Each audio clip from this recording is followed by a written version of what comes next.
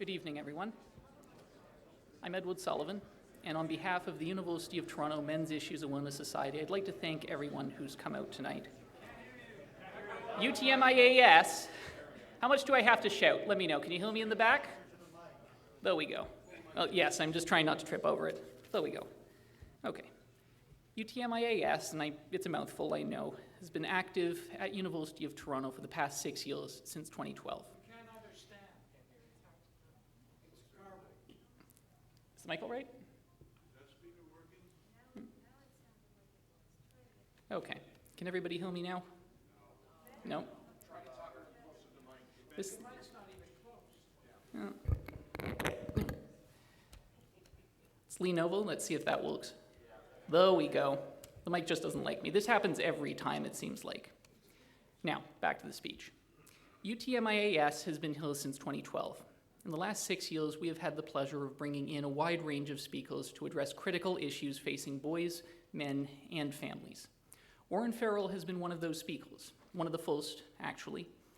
But things have changed a bit since then.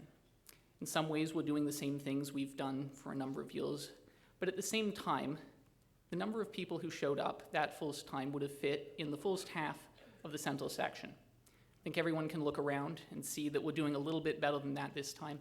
And that shows how attitudes have changed towards these topics in those intervening years.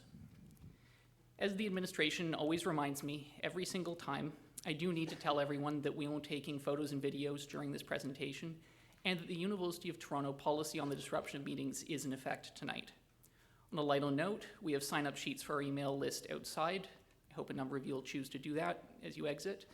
In addition to that, we have a number of signed copies of Dr. Farrell's book that he's been generous enough to provide. I believe those are $35, and they won't first come full serve, but no pushing, please.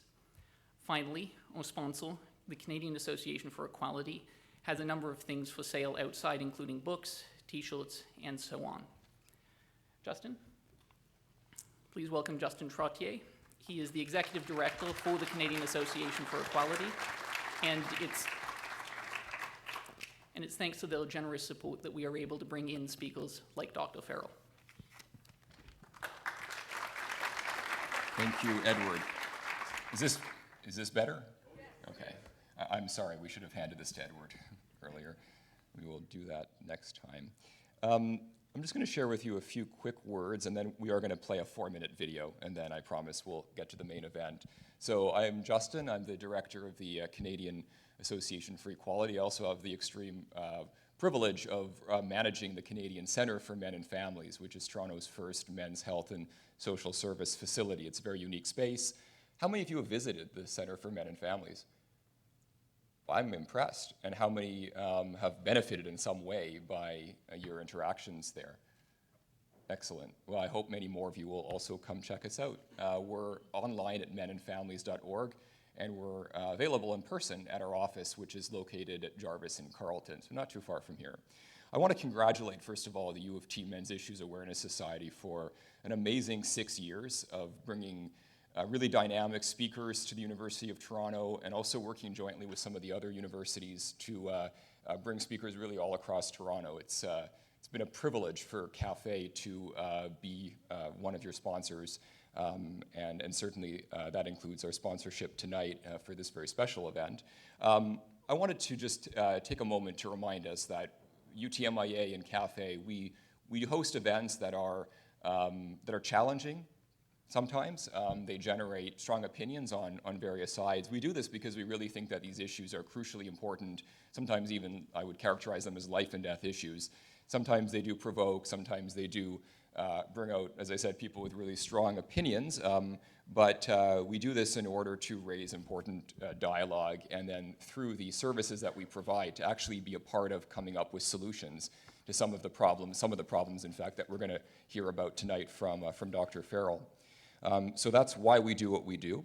I just want to acknowledge a couple of quick things. First of all, some thank yous. So thank you to some schools that have sent teachers and faculty out tonight. We've got several schools, both private boys' schools and also some public schools in the TDSB that are represented here, so we appreciate your interest in tonight's event. We also have some agencies that we partner with across the GTA, that are also represented here, so welcome.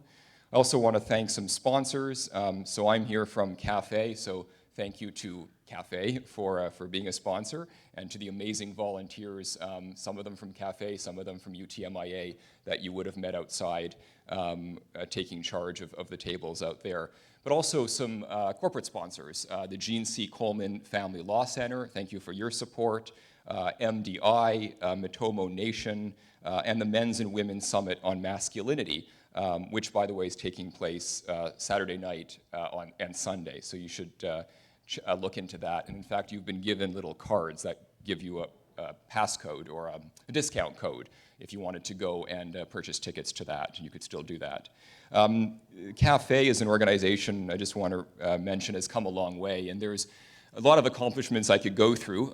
We've raised $250,000. We're building a fund to open the first shelter for fathers and families that have suffered domestic abuse. This would be the first and only one in Toronto and indeed across Ontario. So we're making great progress on that, and that should be happening in the next year. We've actually now gone to the government and asked them to match the generous contributions that have come in from many of you and many thousands of people across Canada, so they're looking into that proposal. But one way or the other, we will be opening the first shelter for abused men and children in the next year. I can also announce, and this is, I haven't made this public until now because we just got permission to do that. We've received our first federal grant from the Government of Canada to do a research project on male homelessness and domestic abuse. So looking at the degree to which domestic abuse is a contributing factor to male homelessness. Nobody's ever done research like this in Canada. Some research like this has been done internationally, but very little. So this is really a pioneering project. We're really grateful that this is the first major federal grant that we're getting. And again, I think it speaks to men's and boys' issues in Canada finally gaining a little bit of mainstream support. And I can tell you it's about time. Sorry? When do I expect that to be completed? So by early new year, January, February, that research should wrap up and we should have a report for you. And the research coordinator who's running that will be here to give a talk on campus February, March-ish, so you'll find out more about that. So I want to thank you for your attention, and we are going to play a short 4-minute video, and then I'm gone. You'll be grateful about that, and we'll introduce Warren. Let me just quickly set up the video. So we're doing a major campaign this year. We want to expand the Centers for Men and Family, these life-changing social service agencies, which have really affected people very positively all across Ontario. We want to move them outside Ontario. We want these to go all over Canada. We're running a Patreon campaign. This is a crowdfunding platform, if you're familiar with it. And there's a couple of incentives right now. So if you donate now, if you set up a Patreon profile, which means that you become a sustaining or a monthly donor to our cause, then we have a sponsor who will kick in 6 times the value of that donation. So you donate, let's say, $20 a month, and this individual immediately donates $120 if you do that before the end of the year. So please take advantage of that. We really want to bring these first-of-their-kind men's centers all over Canada. We have a formula that works. It's gaining government support. It's gaining support from lots of private and public actors, and it's also transforming the lives of thousands of families. So we know what we're doing. We want to do it all across Canada. Please be partners with us and join us as champions of boys, men, and fathers. And I'm going to play this 4-minute video, and then I am out of your way. How do I do this? Oh, that rolls out. Okay. And then...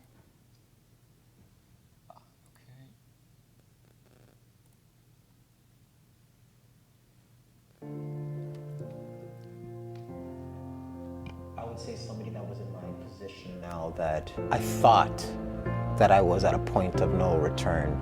I was at a point of almost suicidal thoughts. And I would say to anybody that feels hopeless, that it feels that they can't get any help, there is a place for help. Having all the services in one place has helped tremendously in reducing the stress of an already stressful situation. I was really happy when I did contact the Canadian Centre for Men and Families. That there was a program that was designed specifically for men that were in my situation. And even just finding out that there was an agency dedicated to helping men.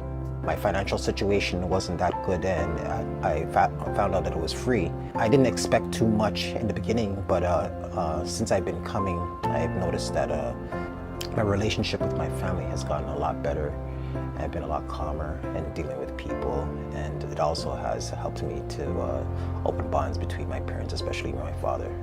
At the center, we're changing public perceptions about men. I wasn't concerned that I wouldn't be taken seriously. However, after I left the relationship, I did go to the police and I wasn't taken seriously. The nature of the violence was there was a lot of emotional abuse, verbal abuse, that eventually escalated into physical abuse, including being approached, attacked with a knife at one point in time. I was in a lot of distress due to a recent divorce, and I was looking for a place that offered support for fathers going through these issues. Over the years, I had grown a lot of resentment against my father, and that resentment turned to not only against my father, but against everyone else in my family and against the world. And in turn, it gave me a bad attitude against in my life perspective in general, and to the point that it was affecting my work, my health, and everybody around me. There were some challenges for me thinking about talking about my story in front of other people, and particularly strangers.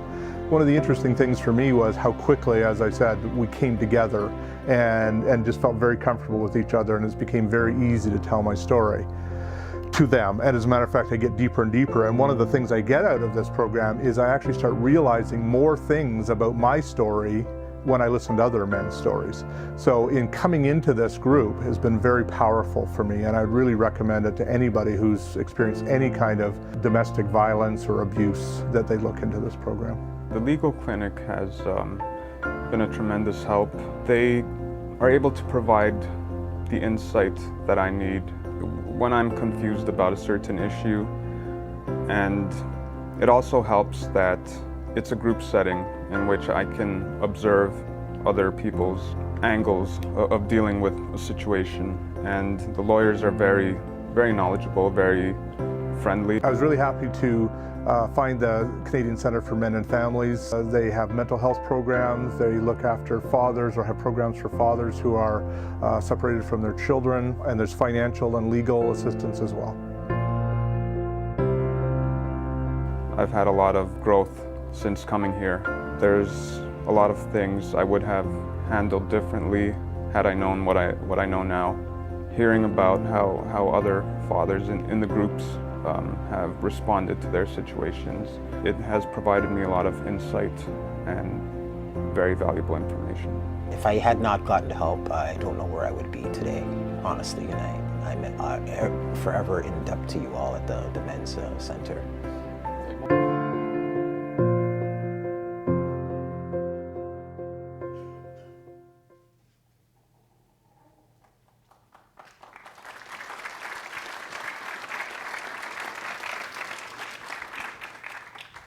It does look a little bit better when I don't have to bend over all the way. So, you all know who you've come here from, but let me tell you just a little bit about him. Dr. Warren Farrell is an educator, an author, and a social activist who is best known for taking the most challenging aspects of gender diversity and addressing them in a compassionate and direct way. Over a career spanning nearly half a century, Dr. Farrell has been a tireless advocate for the rights and needs of both men and women. Though he's never been shy about expressing his views, he's also unique because he's been a tireless advocate for honest, compassionate, and respectful dialogue, even with some of his harshest critics. In a field like this, sometimes that can be hard to come by. Dr. Farrell? Thank you very much. It's nice to see you back. Thank you. It's very nice to be here.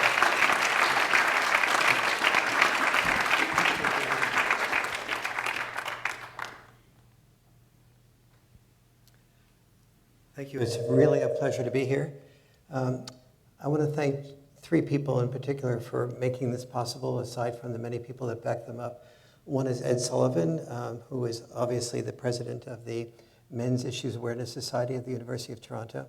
This is my first appearance on the Ed Sullivan Show, so I'm really happy to be here. But this is my second appearance here. I was here at the University of Toronto, as some of you may remember, exactly 6 years ago to the night, and almost exactly 6 years ago to the 7:20 that I started to come on to make the presentation. It was a bit more controversial at the time, and fortunately, CAFE has done a great deal of work with Justin Trottier and Robert Samory and spread the word that there are women's issues, absolutely, and there's also men's issues, and there's also boys' issues, and we're all in the same family boat, and when only one sex wins, both sexes lose. And that's basically the underlying belief that I work from, and so when I was on the board of directors of the National Organization for Women, I spoke all around the world on women's issues and still believe in a great many dimensions of feminism, expanding women's opportunities. But I also began to see, as I spoke all around the world, that boys, the teachers were coming up to me saying, my boys in my class are actually doing worse than girls in my class. I know you're talking about women's issues, but I really want you to sort of pay attention to that. And when I heard that for the 300th or 400th time, it began to sink in. And so that's what led to my writing the book, The Boy Crisis. But you'll hear, so since I'm here to talk about the boy crisis, let me go deeply into it. This is going to be it's going to be an in-depth type of experience. This is a sophisticated audience. People don't come to audiences like this and evening programs like this unless they want something that is new and that is challenging. And so this will be, I think, both. My research in this area has been for the past 11 years, and I'm going to start out looking at something that is interesting, I think. Let's look at how the boy crisis is making the headlines without even making the news. There have been 352 shootings in Toronto so far in 2018. But mass shootings in Canada are rare, only one in Toronto, compared to the US.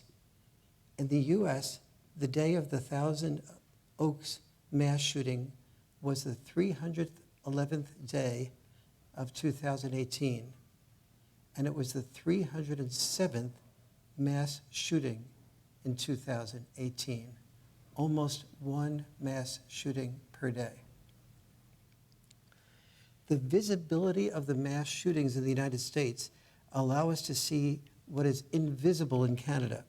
That is, the visibility of the mass shootings allow the family backgrounds of the mass shooters to often make the news, which the lone mass shooters do not usually make the news. Their family backgrounds don't. And so it's allowed me to peek into what's the dynamic in the family that can make a boy so desperate and hurt so much that he would engage in a mass shooting.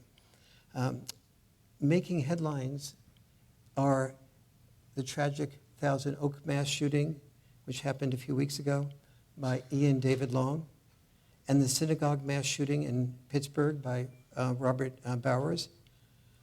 The headlines that you see say the reason for these mass shootings are it's toxic masculinity, it's toxic divisiveness of politics, especially in the United States.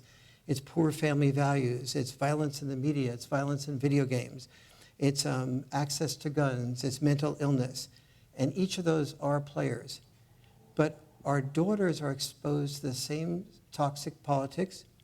They live in the same homes with the same family values, the same access to the same guns, same video games, same media, and similar mental illnesses. And our daughters are not killing. Our sons are. So what is it with our boys? The headlines focused on the mass shootings ignore the boy crisis, but the boy crisis is a pivotal cause of the headlines.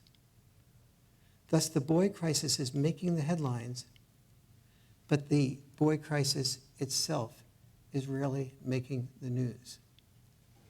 But let's dig deeper for a moment. Aside from being male, almost all of these lone mass shooters has in common one other quality. Anyone like to guess what that other quality is? Fatherless home.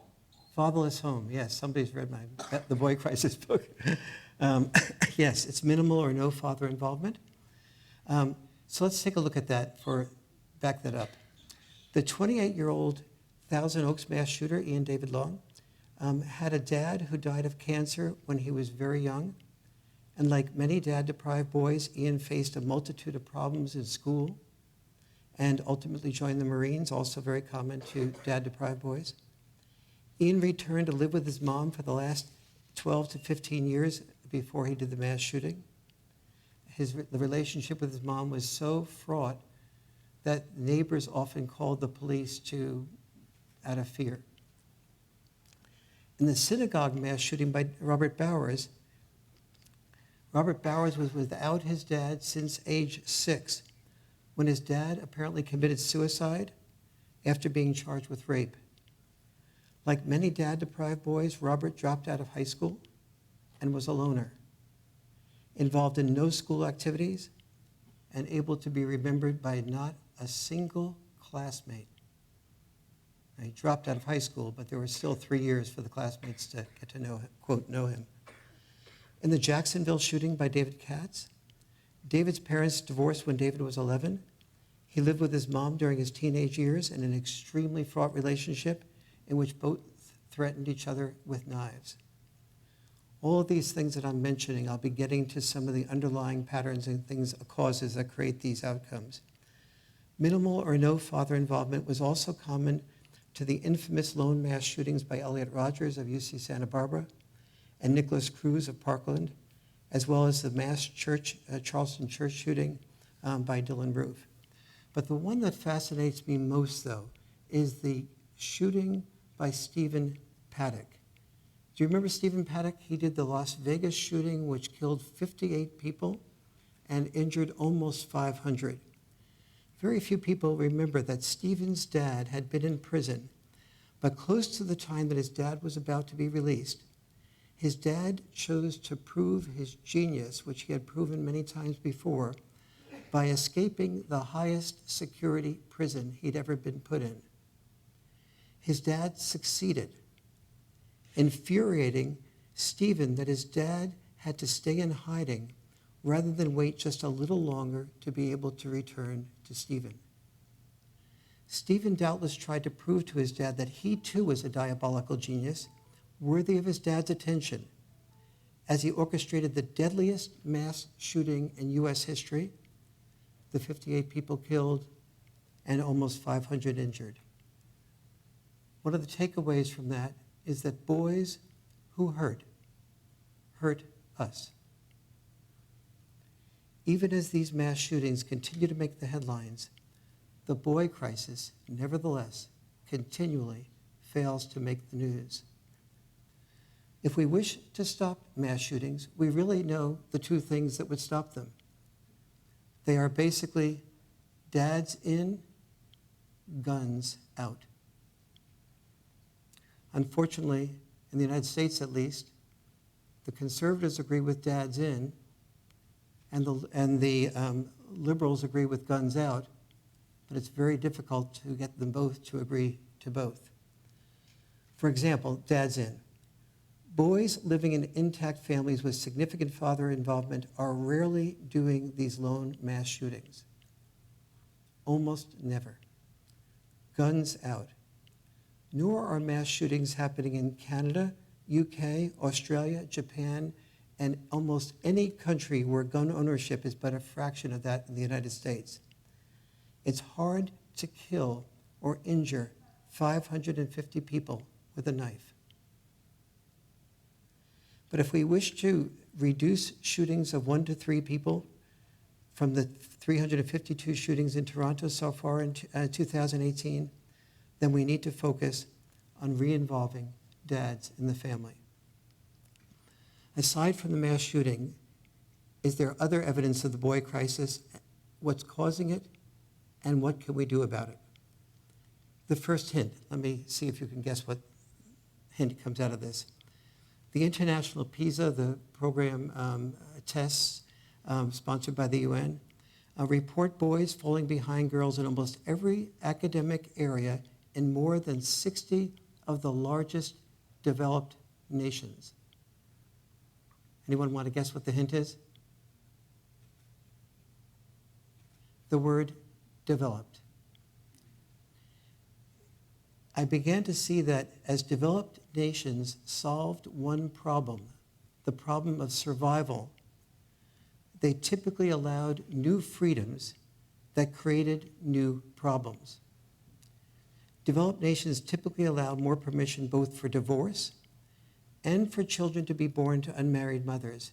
In the United States today, 53% of women under 30 who have children without being married.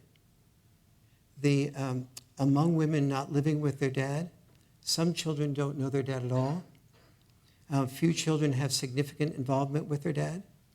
But even among the women who are living with dad, when they have the child, only 40% of the children do not have consistent contact with their dad after 3 years. So marriage, it turns out, does have an impact on the retaining the involvement of the father. Now, I just want to make sure that I'm clear that not all children of divorce or unmarried mothers have problems. And if you ask me about it after the session is over, I'll talk to you about what are the 4 must-dos that have to happen after divorce if children are going to be having a relatively good chance of doing well. Children whose fathers remain significantly involved or dad-enriched children are often doing only slightly less well than children in an intact family if they have all those 4 must-dos. However, children with minimal or no father involvement, what I call dad-deprived children, experience problems in more than 70 areas that I was able to document by going to the original research. Yes, 70, some of which I'll discuss today. You'll be happy to know I'm not going to be discussing all of them today. And the rest are documented, though, very carefully in the boy crisis. I want to spend a minute on our daughters. Daughters of divorced and unmarried mothers also have most of the 70 problems. Daughters also suffer, but they suffer in some different areas, and they don't suffer as much in the areas as the boys do. So the 2 areas that girls suffer more in is they suffer more in relationships, or as much as rather, is relationship with boys and with unmarried teenage pregnancy. But overall, our dad-deprived daughters suffer less than our dad-deprived sons. And I think some of the reasons for this is that daughters have a same-sex parent, so more of a role model. They have more permission to express feelings when things are going wrong, and they have much more permission to ask for help. 3 of boys' problems is that they are deprived. The society, the norm to be a male, deprives boys of all this. Let me be really scientific about this for a moment. One of the things that shocked me most was seeing the scientific evidence showing that the connection between dad deprivation and life deprivation. That is telomeres. Do you know what telomeres are? Raise your hand if you do. Okay, so, let me explain then. Every cell in our body has telomeres. Our cells are constantly reproducing. In our cells, these telomeres are, the longer the telomeres are, the more of the genes they can contain that help prevent disease, like cancer, heart attacks. Telomeres are such an indicator of how long you'll live that the National Association of Science says that telomeres at the age of 9 are the single biggest predictor of a person's life expectancy. You have 14% shorter telomeres, your life expectancy will be approximately 14% shorter. So there was some studies done of 9-year-old boys. They tested for a large number of variables. The variable that they didn't expect to have any particular impact, but they were smart enough to ask, was amount of father involvement. They found that boys and girls, on average, averaging the sisters and brothers together, boys and girls who were, by the age of 9, who did not have significant father involvement, the telomeres on average were 14% shorter. However, what they also found was there's a gap between boys' shorter telomeres versus girls' shorter telomeres. The boys' shorter telomeres were yet again 40% shorter than the girls.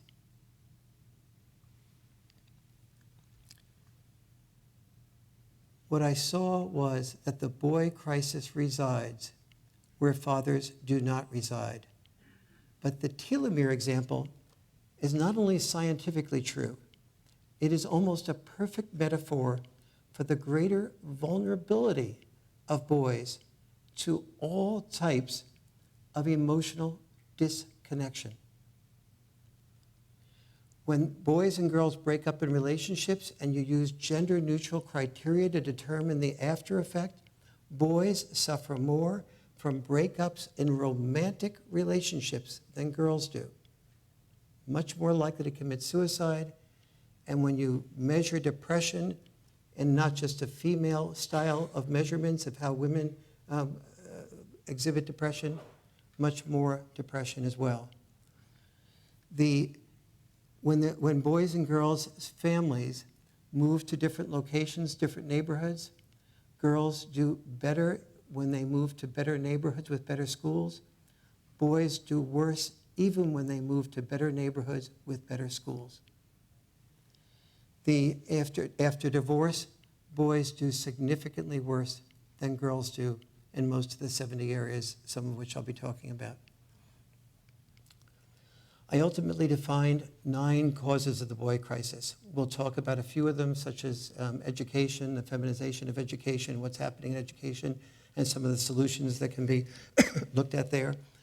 There's others that do not connect that much to, or if at all, to dad deprivation, like the 50% reduction in sperm count of boys in the last 20 to 30 years. But the great majority of other causes were magnified by dad deprivation. So, for example, boys' purpose void.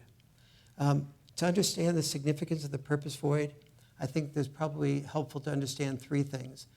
First is, what is boys' traditional sense of purpose? Second, what is the current purpose void? And third, how the purpose void is magnified by the dad void. So first, the traditional sense of purpose. In the past, the boy was not respected as a man unless he had adopted 2 rigid senses of purpose: be potentially disposable as a warrior or potentially disposable as a sole breadwinner. Being willing to risk being in the most hazardous professions like coal miner, firefighter. Hence, in the US and Canada, there's the hazardous professions are 93% of the deaths are those of men. The sense of purpose is still with us today. Good Morning America just featured after the Thousand Oaks shooting. It said, they tweeted, a woman who was celebrating her 21st birthday at Thousand Oaks Bar, where the mass shootings broke out, said, there were multiple men that got on their knees and pretty much blocked all of us, ready to take a bullet for any single one of us. That's the old purpose void, being willing to die so a woman, children, families, country will survive in operation.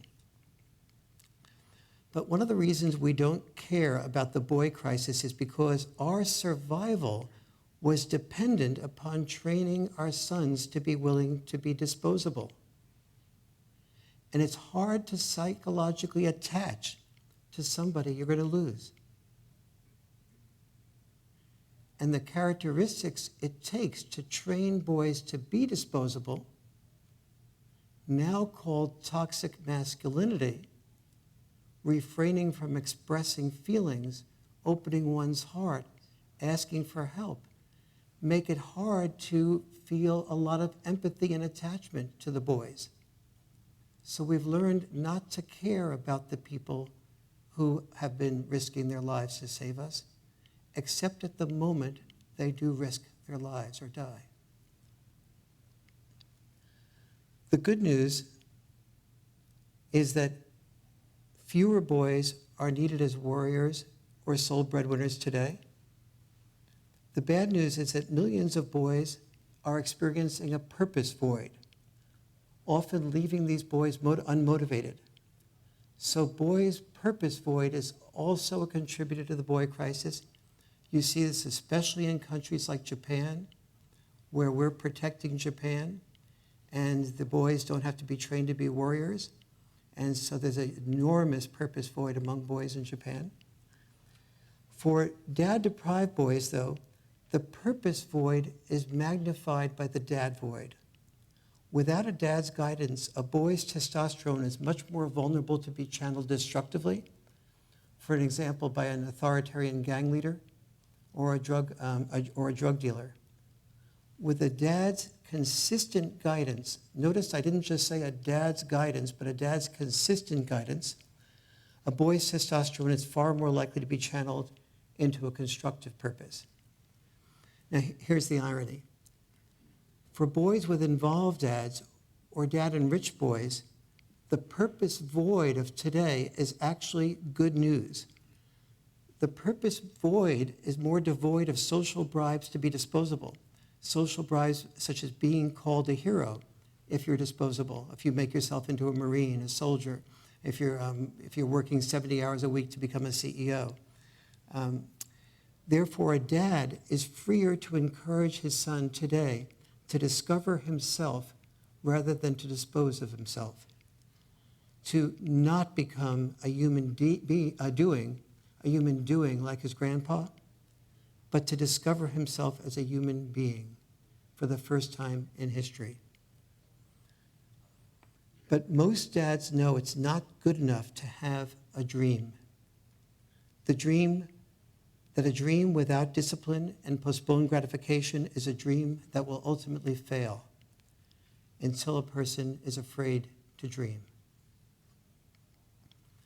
Most dads know that the more fulfilling, and this is some of the reasons, the things that motivate dads to create discipline in their sons and their daughters rather than just have dreams without the discipline accompanying it. Most dads know that the more fulfilling a career is, the less it pays or the more it pays, the fulfilling careers? The more fulfilling the career, the less it pays. Hence you hear starving artist, or actors in Hollywood all have pretty much the same name, waiter. Most dads sense what I'm going to say now, but don't have these words for it. They sense that the power of pay is a paradox. That is, high pay is about the power that you forfeit to get the power of pay. What is the power that a dad forfeits? If he loves to teach, and I've known many, I was brought up as an educator, and I knew many, many men who loved to teach, was their passion. But when they had children, especially if they had multiple children, and especially if their wives wanted to stay home full time, they realized that they could no longer teach, that they had to become an administrator. And the people who were the most passionate as teachers rarely loved being an administrator. And if the children were larger numbers, they realized they had to leave education altogether and sell insurance or do something else that made more money per hour spent. If they sold insurance locally, they oftentimes felt that they had to experience the father's catch-22. The father's catch-22 is that learning to love his children by being away from the love of his children. So if he was a local insurance salesperson and he was offered a job as a national representative, he learned to take the job as a national representative because that would earn more money, that would allow his children to live in better homes, go to better schools and better neighborhoods, and also have options that he never had. What dads sense is that the road to high pay is a toll road. Longer hours, selling products maybe he believes in less, keeping his mouth shut, protesting company policies or the boss. He doesn't feel intuitively when he hears men accused of, we have male privilege, we have male power. He thought of it, most dads think of it, once they become dads, as his obligation, as his responsibility. The degree to which a dad does not feel worthy of love or respect by his own parents or the woman he married, if he does not earn sufficient money, is the degree to which the money he earns is a reflection of the discrimination against him in his role. We have taught dads to call it power to earn money his family spends while he dies sooner. Some good news for boys. While millions of boys are dad deprived, millions of other boys, if you walk into a park on the weekend, you'll see dads more involved with their kids, playing with their kids, engaged, teaching them, mentoring them, more engaged than I ever saw my father or any of the fathers from my generation, and certainly more engaged than my father's father ever was. That's happening more now. Raise your hand if you've seen that in parks.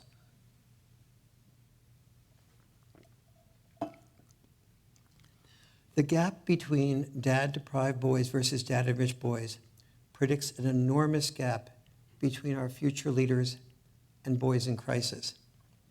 To understand this deeply enough to translate this into parenting, into our schools, and into Canadian law, it requires answering at least two core questions. First, exactly what are the consequences of dad deprivation that lays the foundation for boys who are hurt to hurt us? And secondly, exactly what is dad-style parenting? How does it differ from mom-style parenting? And why does dad-style parenting help children? And why is the most important type of parenting where children do the best what I've come to call checks and balance parenting, where mothers and fathers learn how to communicate with each other with an equal amount of power to be able to negotiate the best solutions for kids, with the dad-style parenting and mom-style parenting both considered as options towards solutions. I've been talking for a while, though, and I'm from California, so would you be good, indulge me for a moment. I'll just ask everybody to stand up and turn to the right, to this side of the auditorium, and move within arm's distance of the person in front of you, if you would. Okay. Within arm's distance of the person in front of you, just sort of move down. So move right up. Don't be afraid of him. He's not that bad. You can move on back. Okay. And I see some people who are afraid to be within arm's distance of the person in front of them, so just please move closer. And I'll ask you to take, with permission of the person in front of you, just rub their shoulders a bit so that you can give them. All right.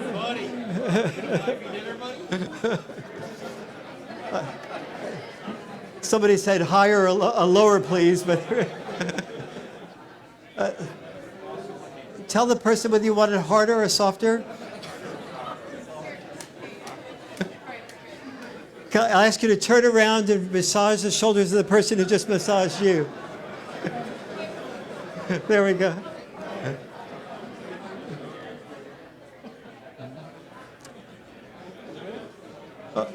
Okay, give yourselves a big hand.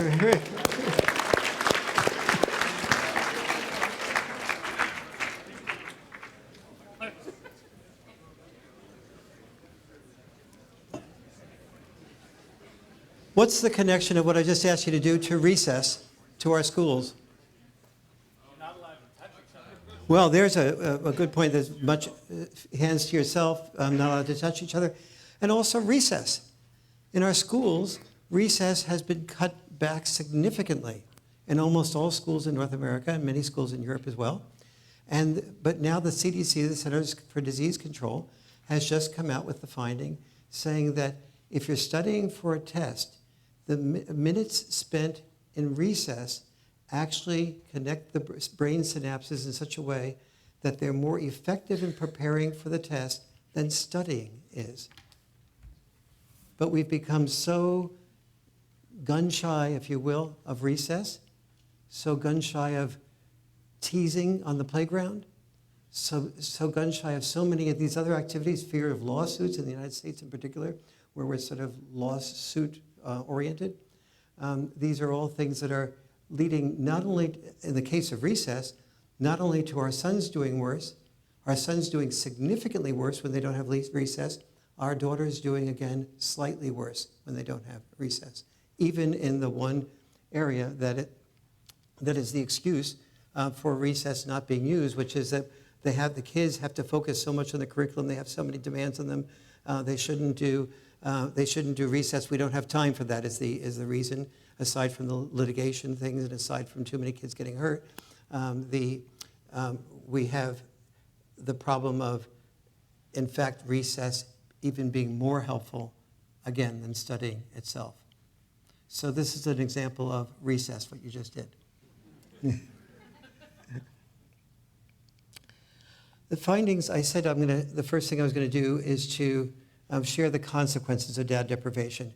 I'm just going to share a little bit personally now for a minute that everything I'm going to say is really challenging for me to share, because being on the board of the National Organization for Women in New York City, it was really clear to me when now I was getting a great deal of pressure to have now members wanted to have the option of being the primary parent after divorce, and they wanted to have the freedom to be able to raise children by themselves. And I questioned that and said, I don't know that that's the best outcome. And they said, well, this is what we want, freedom for women. And I said, well, I'm 100% supporter of freedom for women, but when women make the free decision to have children, then at that moment they make the free decision to put their children's needs first. And now the now board members grimaced, and I said, and they challenged me, and I said, well, what's the research that you have? Is there really, can the children really do much better with fathers? I think fathers, they said, are not that competent at parenting, and a mother should decide whether the children should have both parents. If the children were going to benefit from both parents, the mother would be fine with that. And so I said, well, I'm not sure 100% positive, because this was the early 70s. And in the early 70s, there wasn't enough longitudinal research, because divorces has just been happening in huge numbers, and you can't really make decisions about what's best for children at the age of 4 or 5. You have to look at what's happening at age 15, 20, 25, and so on. Now we have that longitudinal research.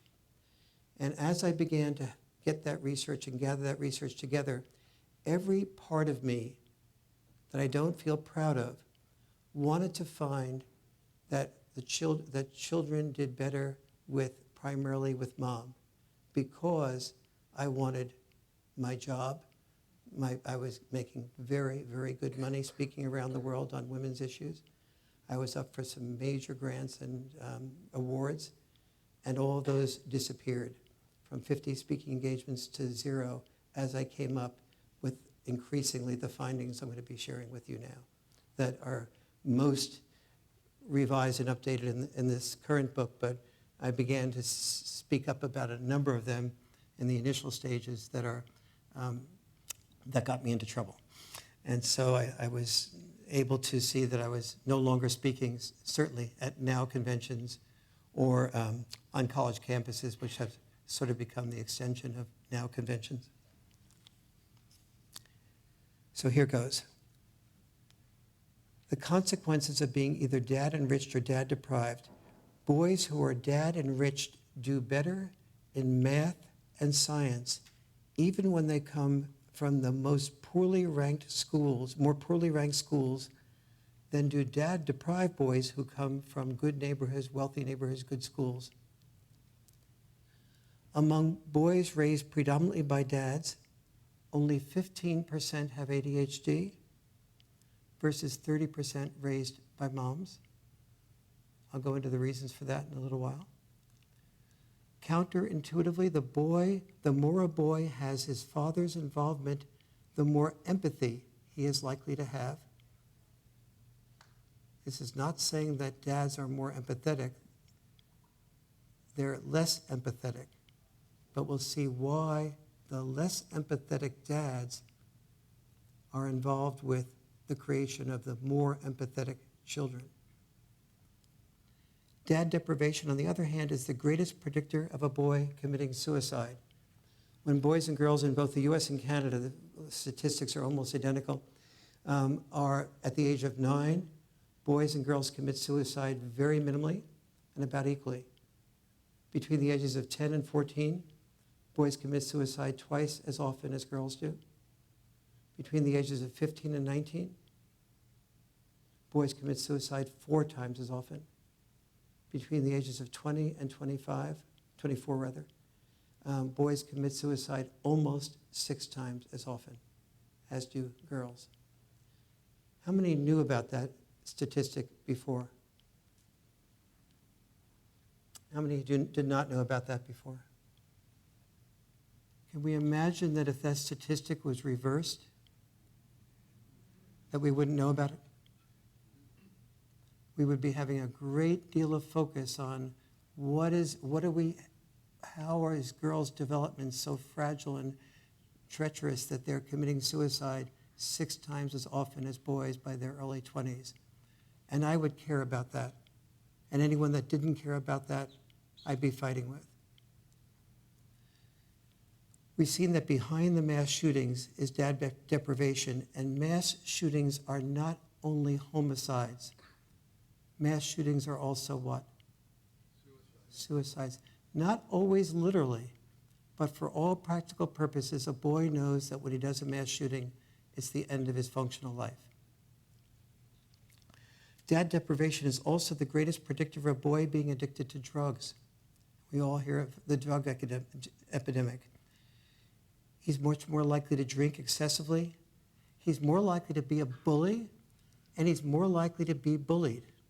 As it turns out, bullies and the bullies and the bullied have very similar personalities. In addition to doing worse on almost every subject and being both expelled and suspended far more frequently, it is also the biggest predictor of a boy dropping out of school, becoming alienated, rudderless, and unemployed. A boy who drops out of school has 5 times greater chance of being unemployed in his 20s, this is high school I'm talking about, and is much more likely to be a criminal. The result? We have thousands of women's centers in the United States and in Canada. But we have a special name for our men's centers. They're called what? Prisons, exactly. But prisons are not just 92% males in Canada. More precisely, prisons are centers for dad-deprived boys and men at the 90+% level. And a study of ISIS recruits was done by 3 female sociologists.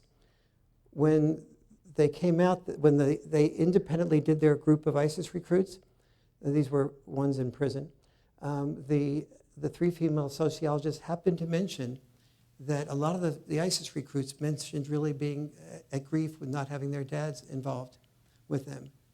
And so, but they hadn't really asked that question. They had not asked that question in their initial questioning of them.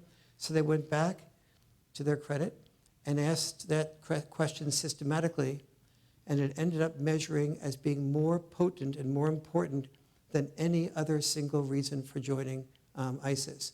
They wanted to have a sense of purpose, do something bigger themselves. They didn't have their testosterone well channeled.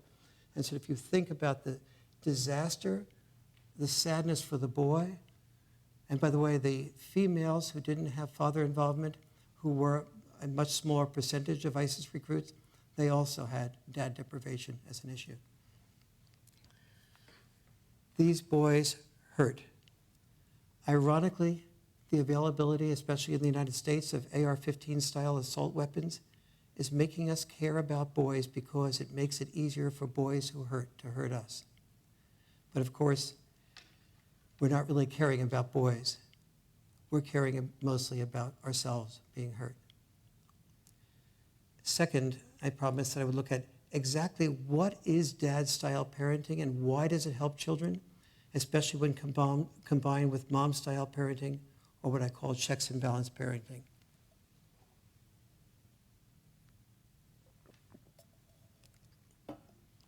There's about 10 differences between dad and mom-style parenting, but I have time tonight just to share one predominantly. And so I'll look at roughhousing. Roughhousing is much more frequently done by dads than by moms.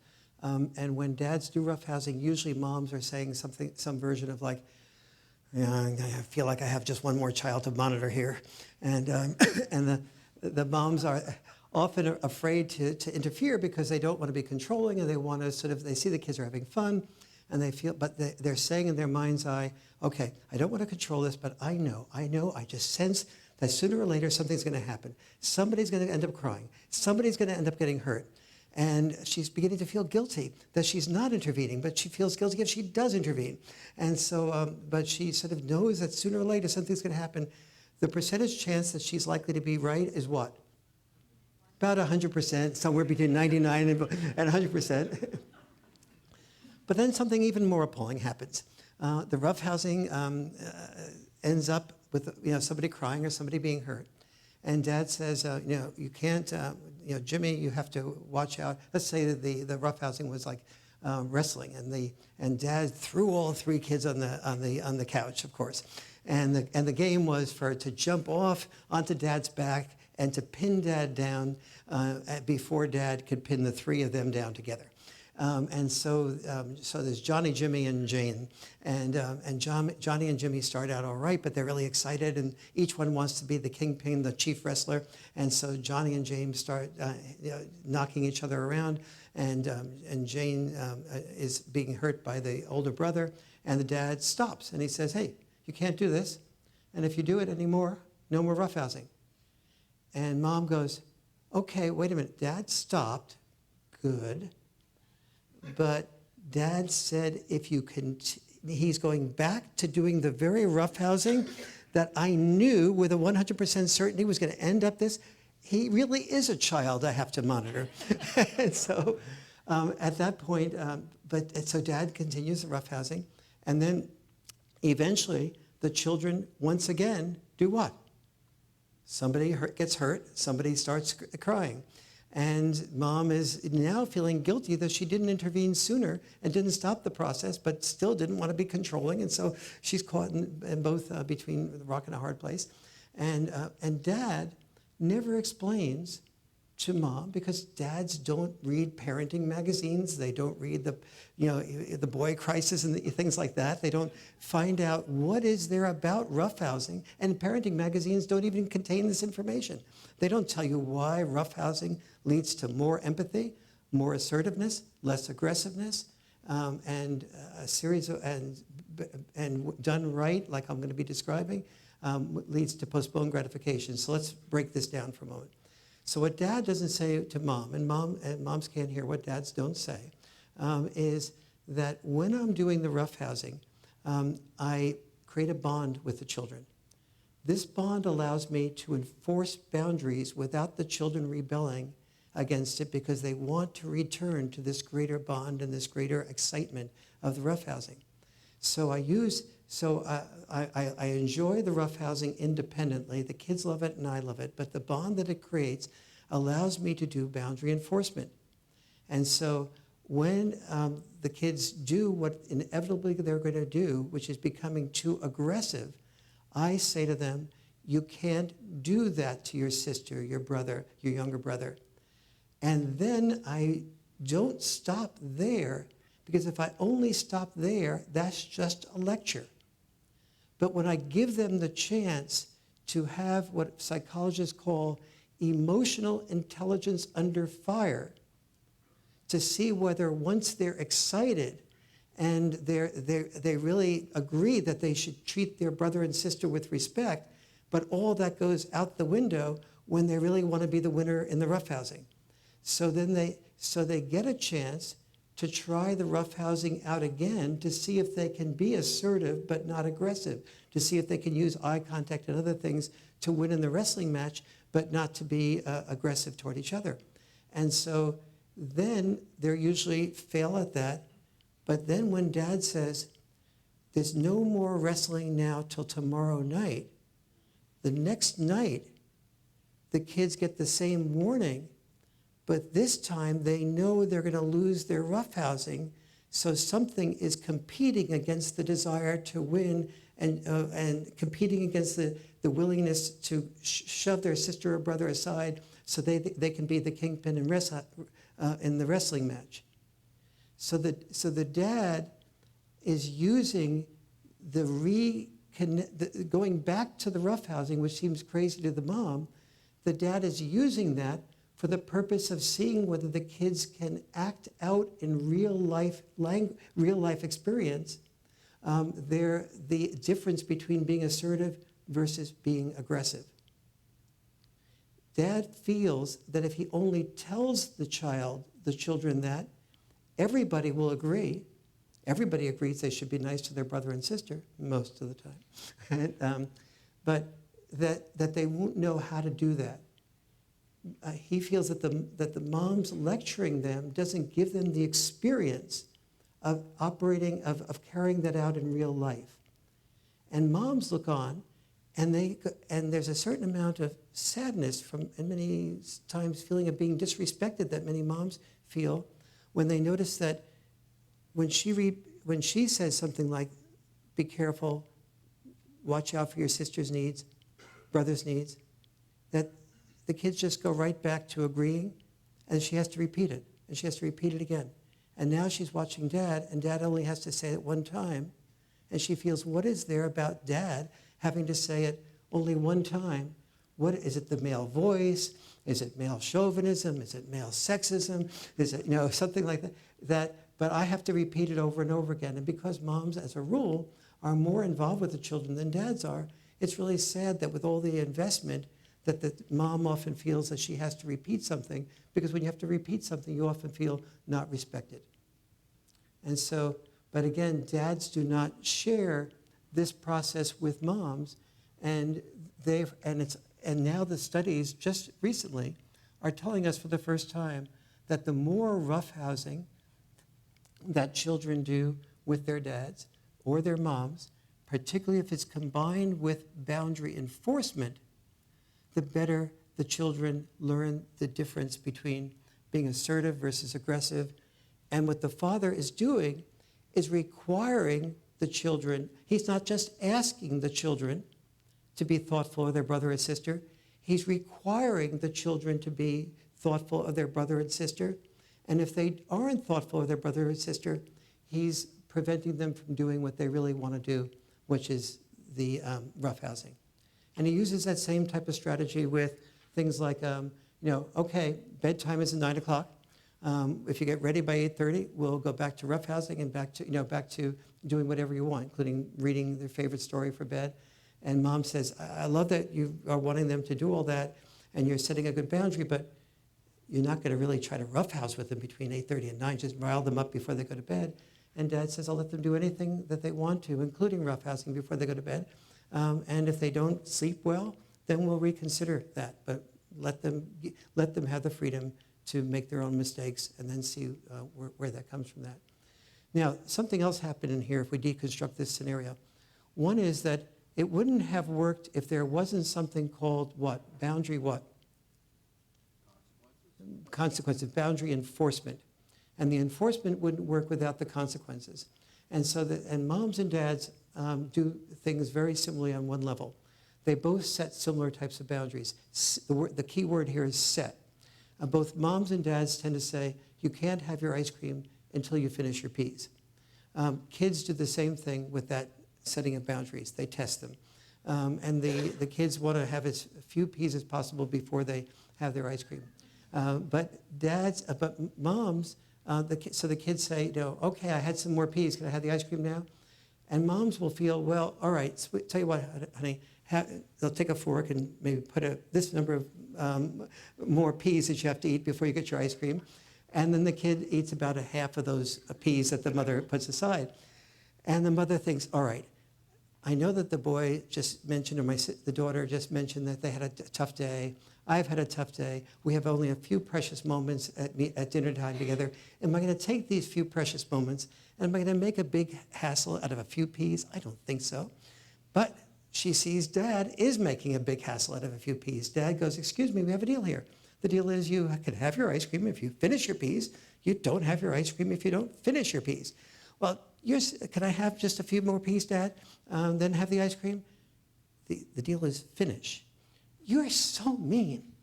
Mom doesn't do that. Well, you can keep complaining and you won't have your ice cream tomorrow, any ice cream tomorrow night either. Then the kid realizes, wow, there's no way of getting around it with Dad. So what I got to do is finish my what?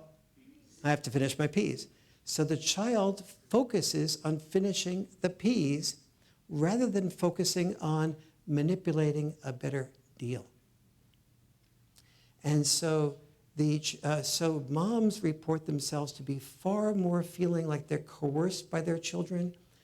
Every woman I dated I'm married, involved with my wife now for the last 25 years, but before that I had a period of dating between first marriage and being involved with my wife. Every single woman I dated, I realized that almost all the women who were mature were ones that had children. And so I started dating these women with children, and the most common word from all these women, aside from occasionally love, was the feeling of being what? What's that? Yeah, a feeling they weren't eating their peas, therefore they felt, what's the O word? Overwhelmed. There was the overwhelmed word came up again and again and again. The mothers were in such a juggling act, so often overwhelmed. And so what the dad is doing is teaching the child to have postponed gratification. That is, not to be able to get what it wants, the ice cream, until it finishes what it needs to do. Hence, we find that among children raised predominantly by dads, the ADHD level is very minimal, 15% versus 30%, because the children are required to focus on what they need to do. But more importantly, is without postponed gratification comes the slippery slope into the boy crisis. Here's what I mean. The boy is far more likely to go to school and not be able to finish homework because without postponed gratification, he gets distracted by a text or an invitation to do a new video game or some other offer, and he doesn't end up finishing the homework. Or he happens to be tall and he's good at basketball or he's good at ice hockey, but his natural talent is not capitalized by being a star on the team like he has the talent to do because he doesn't go to the drills, he doesn't repeat the practice, he doesn't have the discipline to keep doing over and over again the routine things that any gymnast or a successful person needs to have. And so he has a dream, and kids around him are seeing he's inherently good at something. But every time he has a dream, he finds it ends up being what? A disappointment. And who is he disappointed in? Himself. And he feels less acknowledged by his teachers, less acknowledged by his classmates. His parents make comments that indicate that they're prouder of his sister getting great grades than him. Girls suffer from the same problem of lack of postponed gratification, but again, not to the same degree as boys. And so the boys in particular then tend to start withdrawing. And as they withdraw and feel worse about themselves, they oftentimes get addicted to video games. Boys and girls both play video games. Video games are actually very helpful up to a certain point, but at the addiction level, they're very damaging. And so and boys are far more likely to be addicted to video games than girls are. And so but they can win in a game type of way with a virtual hero. But then it comes to boy-girl time. And girls are not that interested in dating losers. So and so from the girl's perspective, the guy is a loser. If he doesn't do well in anything, doesn't perform. And so the girls aren't interested in him. So what can he turn to that that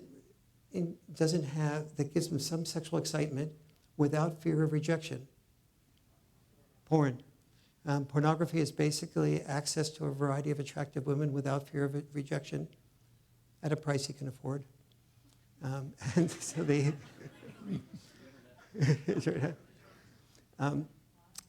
so but the problem with porn, there's a lot of problems with porn, but even leaving the moral ones aside, is the fact that his brain begins to be stimulated. Dopamine is stimulated. The more risk-taking is involved.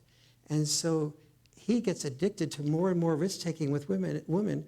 And when some woman finally says, okay, I will maybe get into a sexual situation with you, she feels so used, so like treated like an object, so like he's not really loving her, but he's wanting her to do some type of performance thing that he saw on porn because this is the only way he knows to be stimulated. He's far more likely to not be able to get an erection, and the more fearful he is about that, the more he stays away from women. And so this whole, this then makes him more and more depressed. So he can't make good contact with people at school. He can't he can't impress the teachers. He feels his own parents are disappointed. He withdraws more and more into the porn, into the video game addiction, or he becomes so angry that nobody at school really gives a damn about him. No one's curious about his sensitivity. As a rule, this boy, if he's brought up predominantly by a mom, is far more likely to be sensitive. He's very likely to be intelligent. The more intelligent you are, the more you tend to think about sensitivity and things like that and analyze it and take it apart. And so this boy then feels like he is sensitive, he is intelligent, but nobody is appreciating him. And the anger can become enormous, the hurt and pain can become enormous. And to feel like Stephen Paddock did, that for one moment in my life, I'll make an impression on somebody. I'll get people to say, I wish I had paid more attention to Stephen. I wish I had, and sometimes those people are at school, and sometimes I think that's a motivation for the school shooting as well. And so, does that make sense, I'm saying?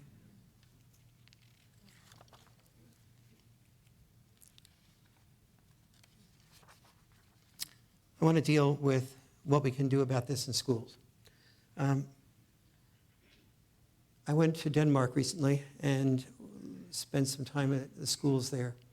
And one of the things that they do in first grade is first, second, and third grades, is to help boys and girls communicate.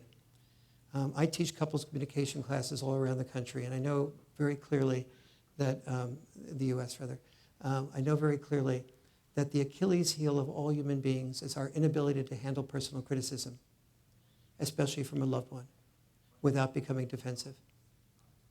And so almost that's built into our biology for reasons I would have to spend more time to get into. But the problem is that in human relationships, becoming defensive keeps you from the person you love from feeling loved. It makes the person fear that they have to walk, and so your partner begins to walk on eggshells, fearing that they don't want to bring anything up that might upset you because it's only going to escalate. And with boys and girls in the first, second, and third grade, in Denmark, one of the things that they do is to teach, they have kids sit around in groups and talk about their feelings and their fears and what is involved in that process.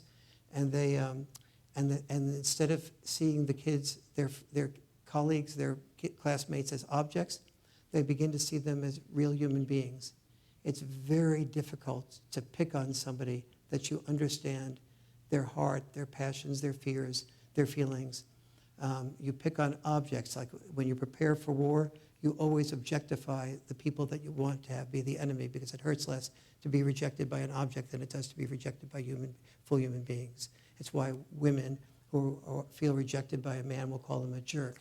It hurts less to be rejected by a jerk than it does to be rejected by a really talented, thoughtful woman. It's why men, construction workers, will typically objectify women because it hurts less to be rejected by somebody that's an object than they know that as a construction worker, that attractive woman walking by, they don't feel is available to them. And so they feel the potential for being rejected. So this is, got off on that rejection thing there for a moment. So so one thing that the schools can do, I believe, that would be the most constructive is to prepare boys and girls to know how to communicate with each other. And in doing this, you're developing emotional intelligence in boys, which is the opposite of everything boys learn to do to become a hero. To become a hero, a boy had to be willing to be disposable, therefore he had to disconnect from his feelings. And because the more he felt, the less willing he would be willing to die. And so if we want to make progress with boys and girls, we have to make a transition from the traditional heroic intelligence of the past to health intelligence of the future. And especially for women who will be taking over to a greater degree the responsibilities of earning money, the more money a woman earns, the less she needs a man as a security blanket. So instead of seeking somebody that has money for her, which she still will do, especially if she's wants to be a mother and there needs to be children, but to a much lesser degree will she be financially dependent, and she'll be seeking out our sons who have, instead of financial intelligence, have emotional intelligence. As long as that emotional intelligence is not also devoid of financial intelligence.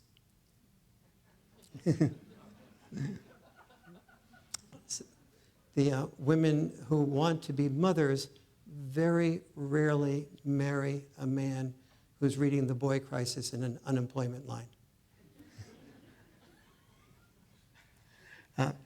Second thing that is really pivotal for schools to do is to begin to have major campaigns to hire male teachers, to make it extremely respectful for a man to be a teacher, to see a man who is a teacher as giving in a way that heroes give. We have to remember that biologically, men are trained to serve, to sacrifice. To protect. We will, if we are told the Nazis are coming, we will be willing to die to make sure we don't live under Nazi rule. Every single generation has had a war that men were willing to die in.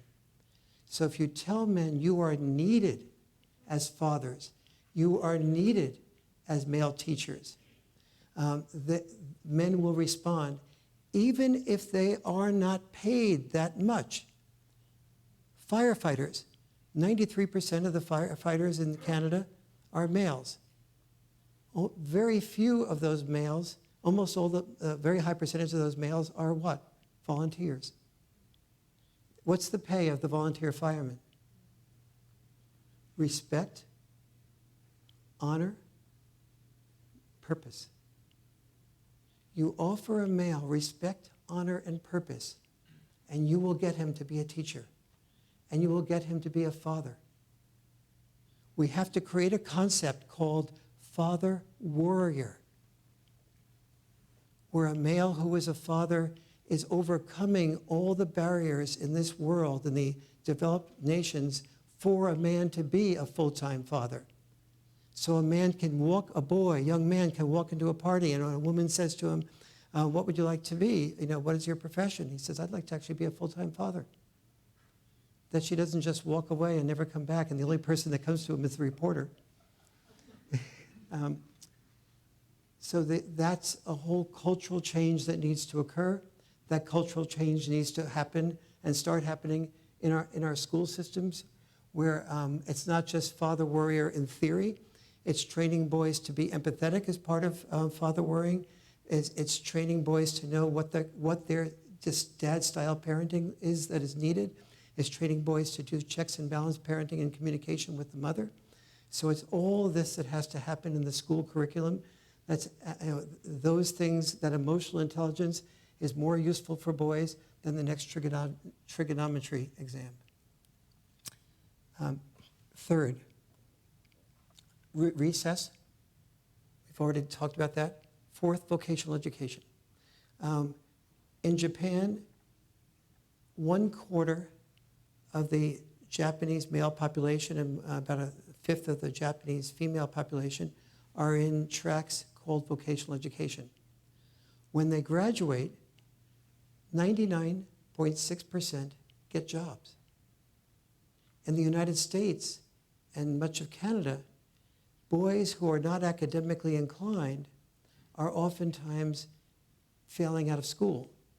And boys who fail out of high school, or the equivalent thereof, are when they're in their 20s, they're about 20. The unemployment rate is about 22% versus 0.4%. So you get a sense of the importance of restoring vocational education to the schools. It's another major area. Next is unconscious bias training. When guys, I know Daniel here, And if I were to go, Daniel, you're perfect spirits to be a Santa Claus this year, but it would be really nice if you earned a few pennies. What have I just done with Daniel? I did a wit-covered put-down. The trading of masculinity the commerce of masculinity is the trading of wit-covered put-downs. Why would I ever do a put-down with somebody I like? How many guys know that you can begin to trust somebody, and when you trust somebody, you can play with them like that? Raise your hand if that's common to you. How many women have gone, why are you doing that with your friend? That's not really very respectful. And the guys do that because historically, that was the way of preparing ourselves to be able to be successful. We were successful when people we could trust and people who were successful needed to be able to handle criticism in order to be able to be successful. Find a politician who doesn't handle criticism. It's a prerequisite to the process. It also is a way of saying, I feel close to you, I can play with you. It also is a way of saying, I want to test out who's the prima donna here, who's not. If I'm a firefighter, the more hazardous the professions, the more the commerce of wit-covered put-downs exists.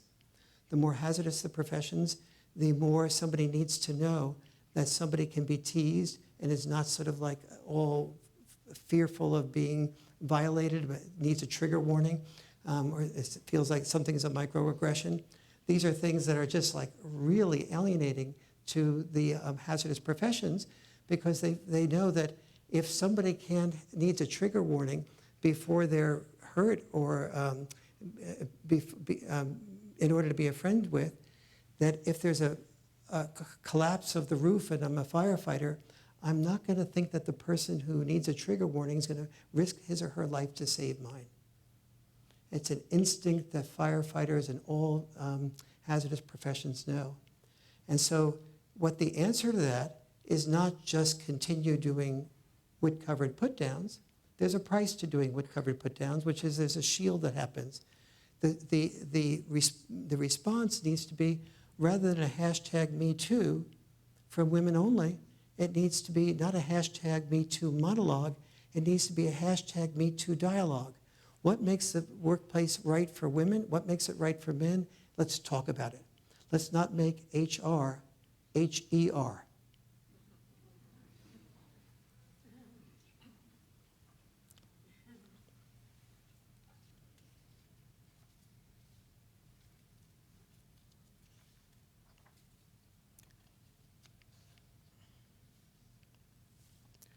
I'd like to end by looking at I was talking about the training to be a hero and the training to be willing to sacrifice one's life. And the social bribe, when we use words like hero, those words are social bribes. When our son is playing football or ice hockey and has hurt themselves and we cheer for them to go out and play again and maybe hurt themselves again, maybe get a second or third concussion, we have to really check ourselves as to the degree to which we're making our son feel like we're proud of them for risking their lives, preparing them to be a hero in preparation for them being willing to be disposable, to be that type of hero that we've done in the past. The child-raising process for the future is in tension with the child-raising process from the past. I hope the boy crisis makes clear hundreds of different areas of that tension that we have to sort of re-examine before we that do not need to go from this extreme to that extreme, but need to have some balance.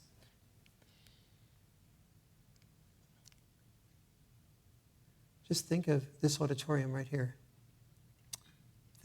Let's look up at the ceiling, look up at all the parts of this auditorium, and think of the members of what I call the death professions, that is the hazardous professions, who risked their lives to build this auditorium and every skyscraper and bridge we have in Toronto. The young men who became each of these professions I'm going to mention are among the most hazardous professions in Canada. The young men who became one of the loggers who cut the wood, or one of the drivers of the 18-wheelers who brought the logs and wood here. who took that wood in their 18-wheelers over bridges built by welders, finally arriving at this construction site at which each building was built by construction workers and roofers, all among Canada's death professions. We've been talking about the word masculinity only with what Oxford University, the Oxford Dictionary now says was the word of the 2018, which is the word toxic. And toxic and masculinity have gone hand in hand in our descriptions in this last year, without ever looking at the buildings that have been built. The fact that our dads did make more money than our moms so that they could sacrifice making that additional money to earn money that their children could spend so that they wouldn't have to be the Uber driver or the construction worker, that they'd have more freedom, to have more opportunities and more education that they could ever hope to have. So in conclusion, we've seen that as developed nations have solved one problem, survival, they've allowed new freedoms that have created new problems. And the boy crisis has grown in the fertile soil of families without dads. We have seen but a dozen or so of the more than 70 ways that I discuss in the boy crisis that dad-deprived boys are indeed deprived. We've seen that boys who hurt us. And we've seen why we haven't cared about boys being hurt until they hurt us. Although our sons are damaged even more than our daughters by the loss of family, father, or any emotional connection, every boy who is a failure to launch leaves a heterosexual woman without a man who is worthy of her love. We speak today in the safety of this auditorium built at the cost of the safety of men and the cost of the broken hearts of the families who love them. For the health of both sexes, let's end the era of shaming men who have been willing to die so that our families could live or live better. When it comes to men and women, we are all in the same family boat. When only one sex wins, both sexes lose. Thank you.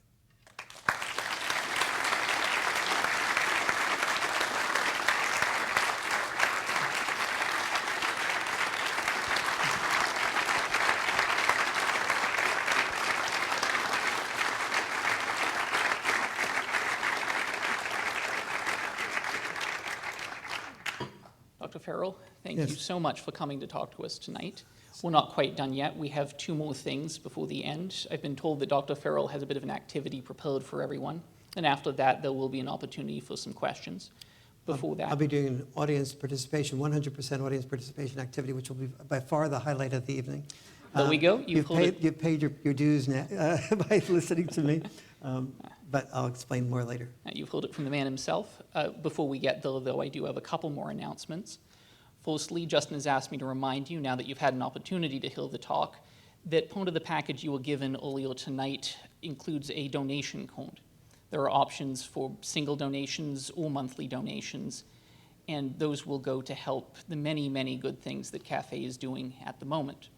The second, and this is something I didn't know until Justin told me today, is that Dr. Farrell is going to be hosting a lunch event tomorrow, and anyone who sets up a monthly donation of $25 a month or more will have the opportunity to attend that. If you are interested, speak to someone at the front on the way out, and you'll be able to get all the details for that. Third and lastly is Linda Yondley in the audience here. Can I get a hand up? Come on up.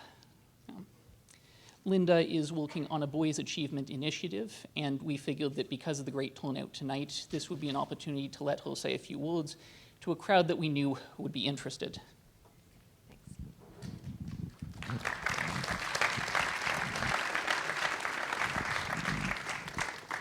Thank you all for coming to see Dr. Farrell tonight and supporting the U of T Men's Issue and Awareness Society and its lecture series. And also thank you to the Canadian Association for Equality for supporting and being a primary sponsor of this event. I'm here because I strongly believe in what CAFE is doing. I believe so strongly that I've now joined with CAFE's president, Dr. James Brown, and with another high school teacher, John Mason, and we are leading a committee to enhance boys' achievement. So, you know, my interest and concern for this sort of came out from my experience and my son's experience in the education system many years ago. I saw my son run off to the first day of school. He thought it was just the greatest thing in the world. And within a few months, he did not want to go to school anymore.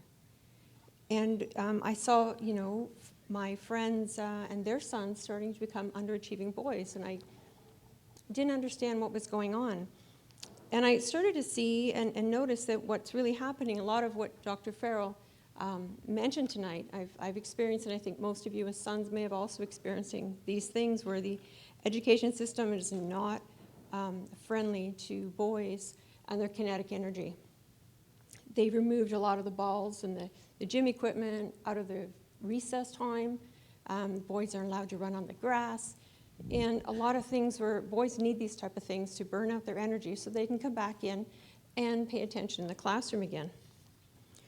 And I know some of you as parents have probably been told, my son won't sit still, your son's not paying attention, maybe you should have him tested for ADHD, all these type of things we've all heard for our sons. Now, the thing is, as we've learned tonight too, is we now have the statistics to back this up where the education system is failing our boys. We're finding that more boys fail at a ratio of 2 to 1 to girls in recent Canadian schools. Males are more likely to be school dropouts. They're vastly outnumbered in our post-secondary education systems. There's a real push to send girls to university, but not boys. There are programs encouraging girls where the universities come on to the school campuses and encourage girls, but not there for the boys. And all this results in, as we heard tonight, very high suicide rates among boys at a ratio of 4 to 1. It's really time to make a change. So what is CAFE doing about this? We're doing a few things.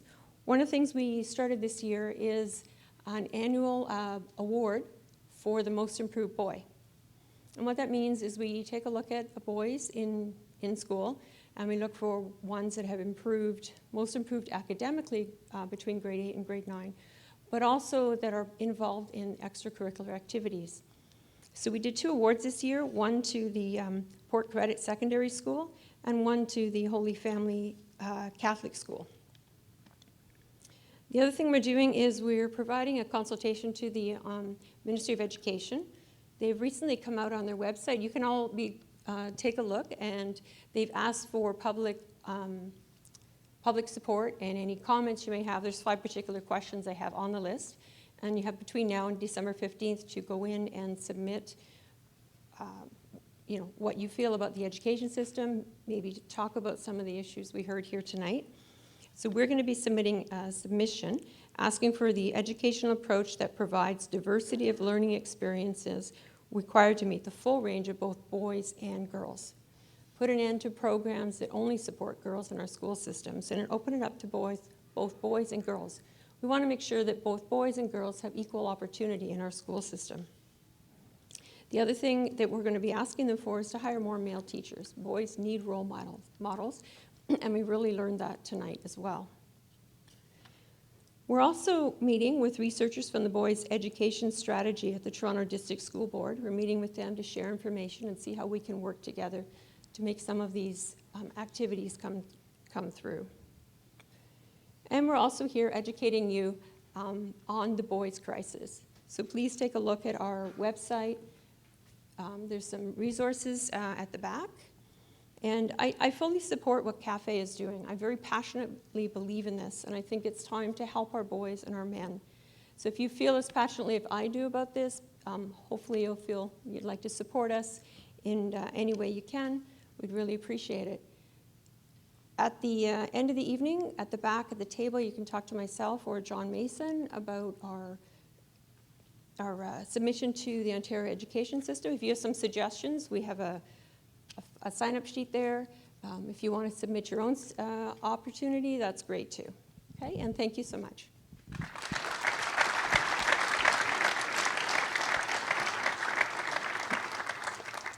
Thank you very much, Linda. And I would really encourage people to speak to Linda and John on the way out. I have spoken to them about this issue, and they are both very passionate and very knowledgeable about it. For now, though, Dr. Farrell, you've promised a highlight, so let's see what you deliver. All right.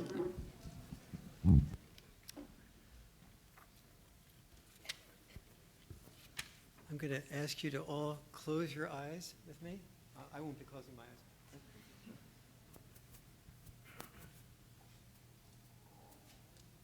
I'm going to ask you to find a time when you noticed a glint in your dad's eye, a time that he was completely joyful, relaxed, not focused on correcting you or lecturing you. For example, maybe he had a favorite joke he would always tell, and you begin to sort of roll your eyes when he began to retell that joke. But he knew that that joke would always make people laugh and sort of admire him, give him attention. Or he was great at telling stories for the same type of reason. Or he was really had that glint in his eye when he was fly fishing, skiing, golfing. Maybe it was gardening. Maybe it was hiking through some really backwoods. Maybe it was singing in this local chorus, or just plain singing, or acting, or painting, or playing in a band, or playing with your children if you're old enough for that to be relevant, or mentoring somebody, or helping somebody out, maybe helping even the homeless, making something useful or creative in the garage maybe, or flying in a small plane at sunset, or cooking turkey for the family at Thanksgiving. Maybe you don't recall any of those glints directly, but maybe you looked at an old family album, and before you were born and your siblings were born, you saw the glint in pictures from your dad's and mom's honeymoon. So search for that glint, for what ignited your dad's spirituality. In a sense, I'm asking you to find your dad's soul. If you didn't notice your dad, if you didn't know your dad, if you didn't know your dad, imagine whatever your image is, that has a lot to do with your relationship with your dad. If you feel you don't know what created the glint in your father's eyes, I'm going to ask you to do a best guess. You can open your eyes now, and I'm going to share what I mean by the best guess and how important that is. I did this experience once, a number of times, but once some years ago, I was walking in California in a street, and some guy came up to me and said, "Are you that guy that does the workshops, Warren Farrell, I think it is?"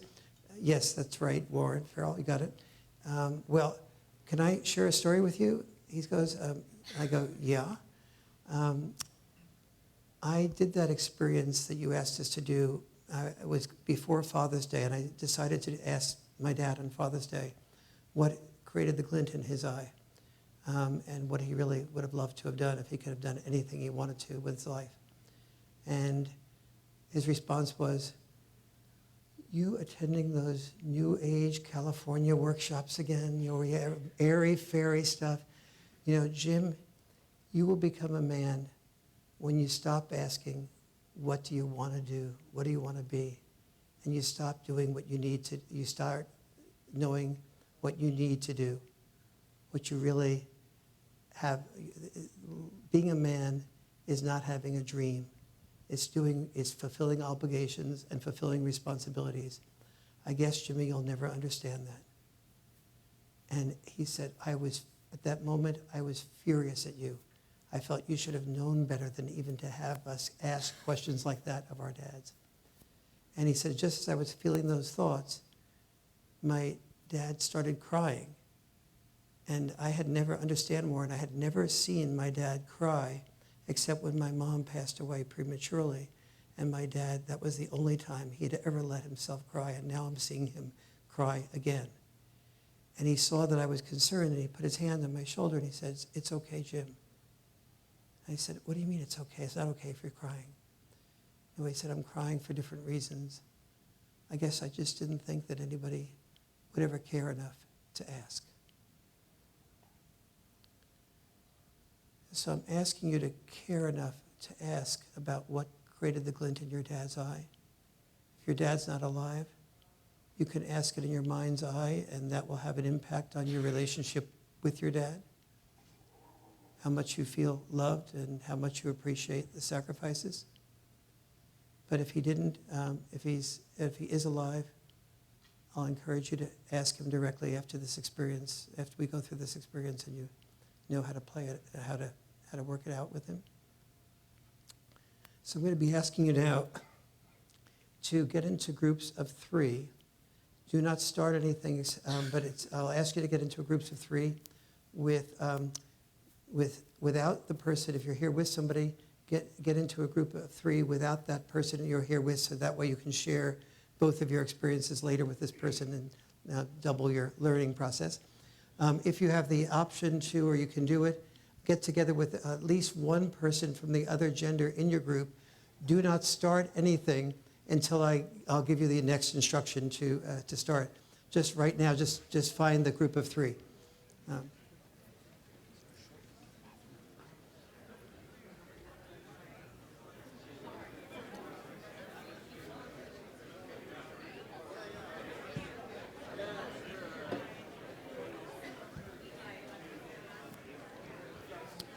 Can you make the sound more powerful during this experience?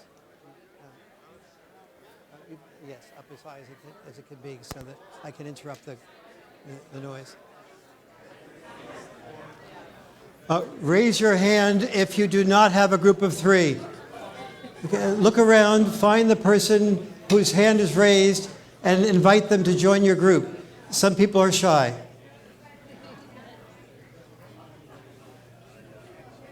Okay, there's 2 people here. You need a third. You found the third. There's 2 people here. And is there a third person that's available to join these 2 people here? Ideally a woman.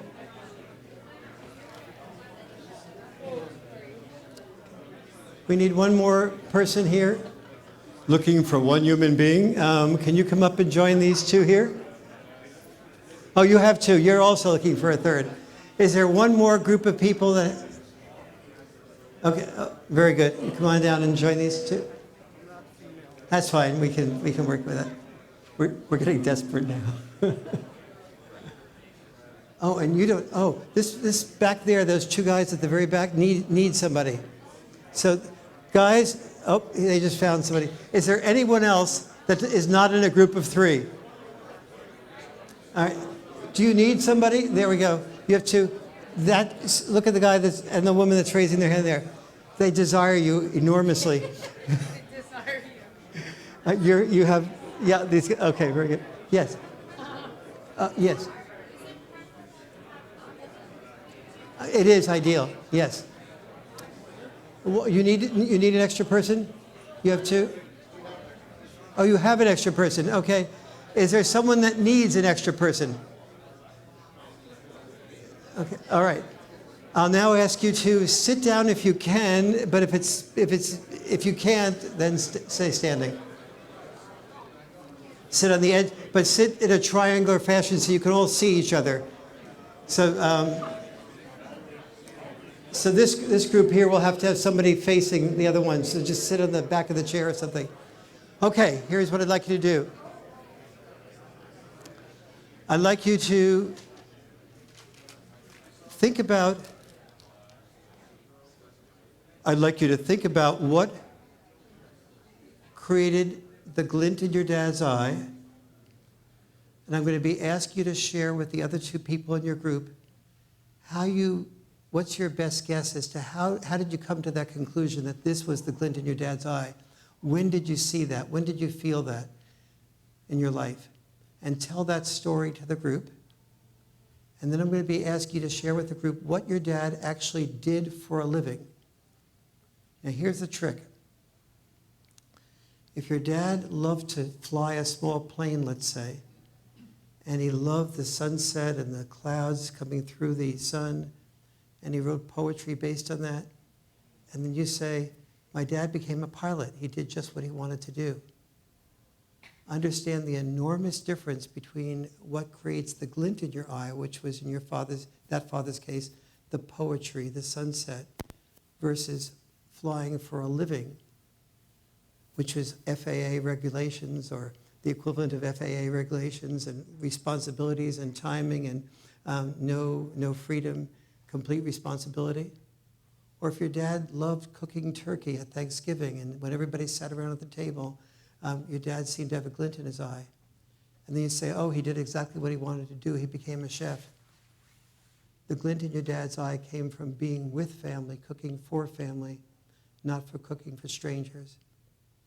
There's almost always a difference between what creates a glint in your dad's eye versus what one does for a living. So don't fall into the trap of something familiar to his area of glint being what sustained that glint. So I'm now going to ask you to, is there anyone that has a question about that? Okay, so you're going to be doing 3 things with the group. Sharing what created the glint in your sharing what was the glint in your dad's eye. Second, what created that glint, your story behind that. And third, what your dad actually did for a living. I'm going to ask you to have one person in the group who has a watch with a second hand to be the facilitator for the group, so we keep the timing in good shape. Is there any group that does not have a watch with a second hand? No, somebody with a watch, right? Or it can be an iPhone with a second. Okay, I'm going to ask each group to choose. I'm going to ask each group to choose a facilitator, ideally the person with the watch, but if that person with the watch, with the second hand, does not have good boundary enforcement, switch it over to somebody that does have good boundary enforcement, okay? Okay, facilitator. Yes, I'll give you that exact. You are going to look, you're going to give each person in the group 90 seconds, but at the end of 80 seconds, I'm going to ask you to say 10 seconds to that person. And so they have a 10-second warning. And if at the end of 10 seconds they're still talking, just say hold for a minute and then move on to the next person and then move on to the next person so that we keep to the same amount of time per group. Okay, people with the person with the watch with the second hand, look carefully now at the other 2 people in your group. And start with the person who looks most alert. Okay. Ready, get set, go.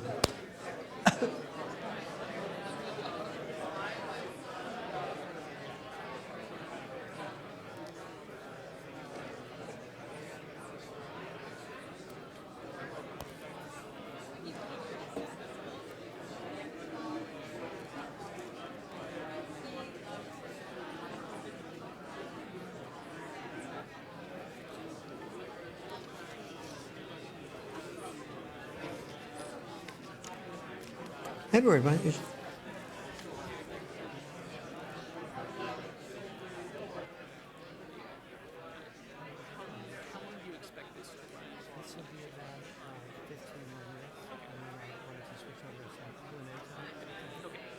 Just need to know how it works. Absolutely. I had known you were going to run this beforehand. So Yes. That's good. That's good. No, I'm still running around in the back. Gotcha. Responsibilities. Yeah. Just my boss. But that's good. And not a single protest meeting. No, as far as I know. I didn't expect it to be. We've been. In Calgary, there's not even a hint of it. It's become mainstream to a large extent. We're finally gotten it through that these are real issues. And It'll become more mainstream when the government begins to start and the universities start responding to it. It's so very strange. The government felt older than wanted to be progressive on this. It's the strangest thing. The government felt older as one of the most progressive on this kind of stuff, despite being horrendous on just about every social issue. Conservatives are more responsive to this, which is really progressives should no longer be calling themselves progressive. I think they've become, yeah. That's a good point.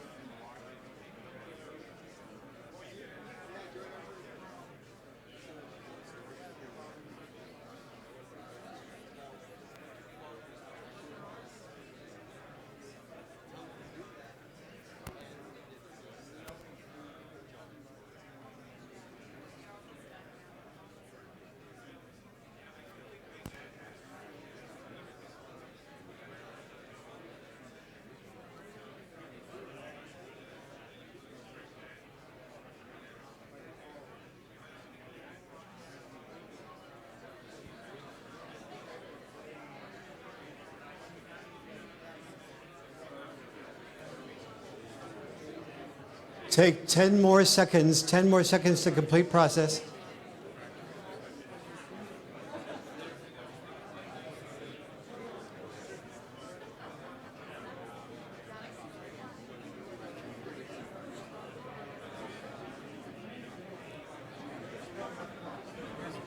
What the jobs they used to do in Vancouver? Oh, neat. High-rise pressure washer. Oh. Ready, hold.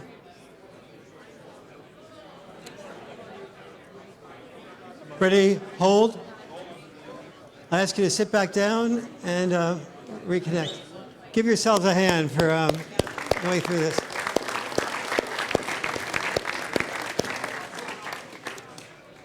I'm going to ask you now to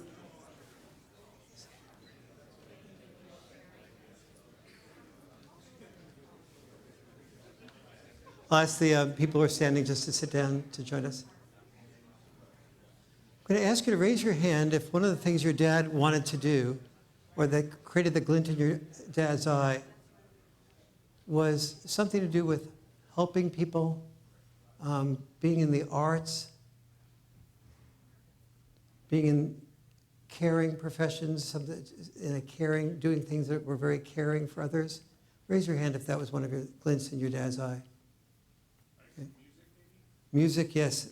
The arts, yes. Music, painting, singing, anything like that. And think about which professions are usually which sex dominates those professions? Women. Second, let me ask you now to just close your eyes again and imagine your mom and dad the moment you were born, or the moment the first child in your family was born, and projecting out the number of children that eventually would be born in your family. Make that an accurate projection, let's say. So if there were 3 children in your family, make believe that your mom and dad, when the first child was born, had a sense that they were going to have about 3 children. And they sat around and they started thinking, well, we'd love to have you do the glint in your eye, Dad. But does the glint in your eye, doing that, short of it becoming a profession in which it no longer becomes your glint, which would earn more? Just doing more of what made you happy and the glint in your eye? Or doing what your dad actually ended up doing for most of his life that earned the most money? Which did your dad actually end up doing, the glint in his eye or the earning of the money? And what type of decision would your parents have made if they wanted to be able to be sure that you and your sisters and brothers went to good schools, in a good neighborhood, had a good home, had many opportunities, that you had good health insurance that went above and beyond the normal into emergency mode if need be, sending you out of the country if need be. All the margin for error that parents have to figure on, which would your parents decide that your dad needed to do.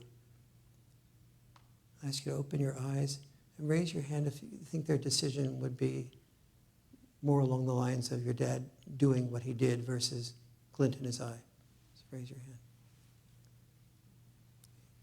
Raise your hand if your parents felt that your dad should do the glint in his eye no matter how much money it earned. Okay. And raise your hand if you didn't understand the question. Okay, so in almost every case, our dads did what our parents decided that our dads needed to do, what created the income to support the children in the family. And oftentimes that was without regard for the glint in their eyes. Most dad, like Jim's dad, don't even allow themselves to think about the concept of glint in your eye. How many men here who are dads sort of were actively searching for what will create the glint in your eye? A handful. The great majority of men just don't even allow themselves to think that way, because for them, like Jim's dad, life is not about the glint in the eye, it's about obligations and responsibilities, and that is okay. What is not okay is telling men that because they earned more money, that they have more power and privilege, as opposed to thanking them for taking the responsibility for and the obligations that led to their doing the road to high pay as a toll road, to doing those tolls that took them away from the family, that took them from experiencing the father's catch-22 of loving the family by being away from the love of the family. And that right now in our culture, in all developed nations, there is no appreciation for that sacrifice. That sacrifice is not different than mom's sacrifice in its ultimately, moms made sacrifices of their careers, and dads made their sacrifices in their careers. But to only understand the sacrifices of one sex is to really undervalue and to have boys, I see boys today, going into high school and being ashamed that they're boys. Hearing the word, the only thing they associate with the word boys is toxic. Hearing things like toxic masculinity over and over again. Royce Mann's famous slam poem, that won the Hatch Award for the most creative slam poem. And after it won that award, it got circulated quite a bit. And the poem went something like, I knew I became a man when I was walking on the street, and in front of me was a woman, and she looked back at me, and she saw that I was a man, and she crossed the street to get away from me because I was a man. I wanted at that moment to always be like Peter Pan. I didn't want to become a man because I knew a man was a father, yes, a brother, yes, but also an attacker. He was mostly an attacker. 14-year-olds. When somebody enters with that type of shame for being who he is, it doesn't take a mental health professional to know the damage that does. Okay. Thank you for sharing that with me.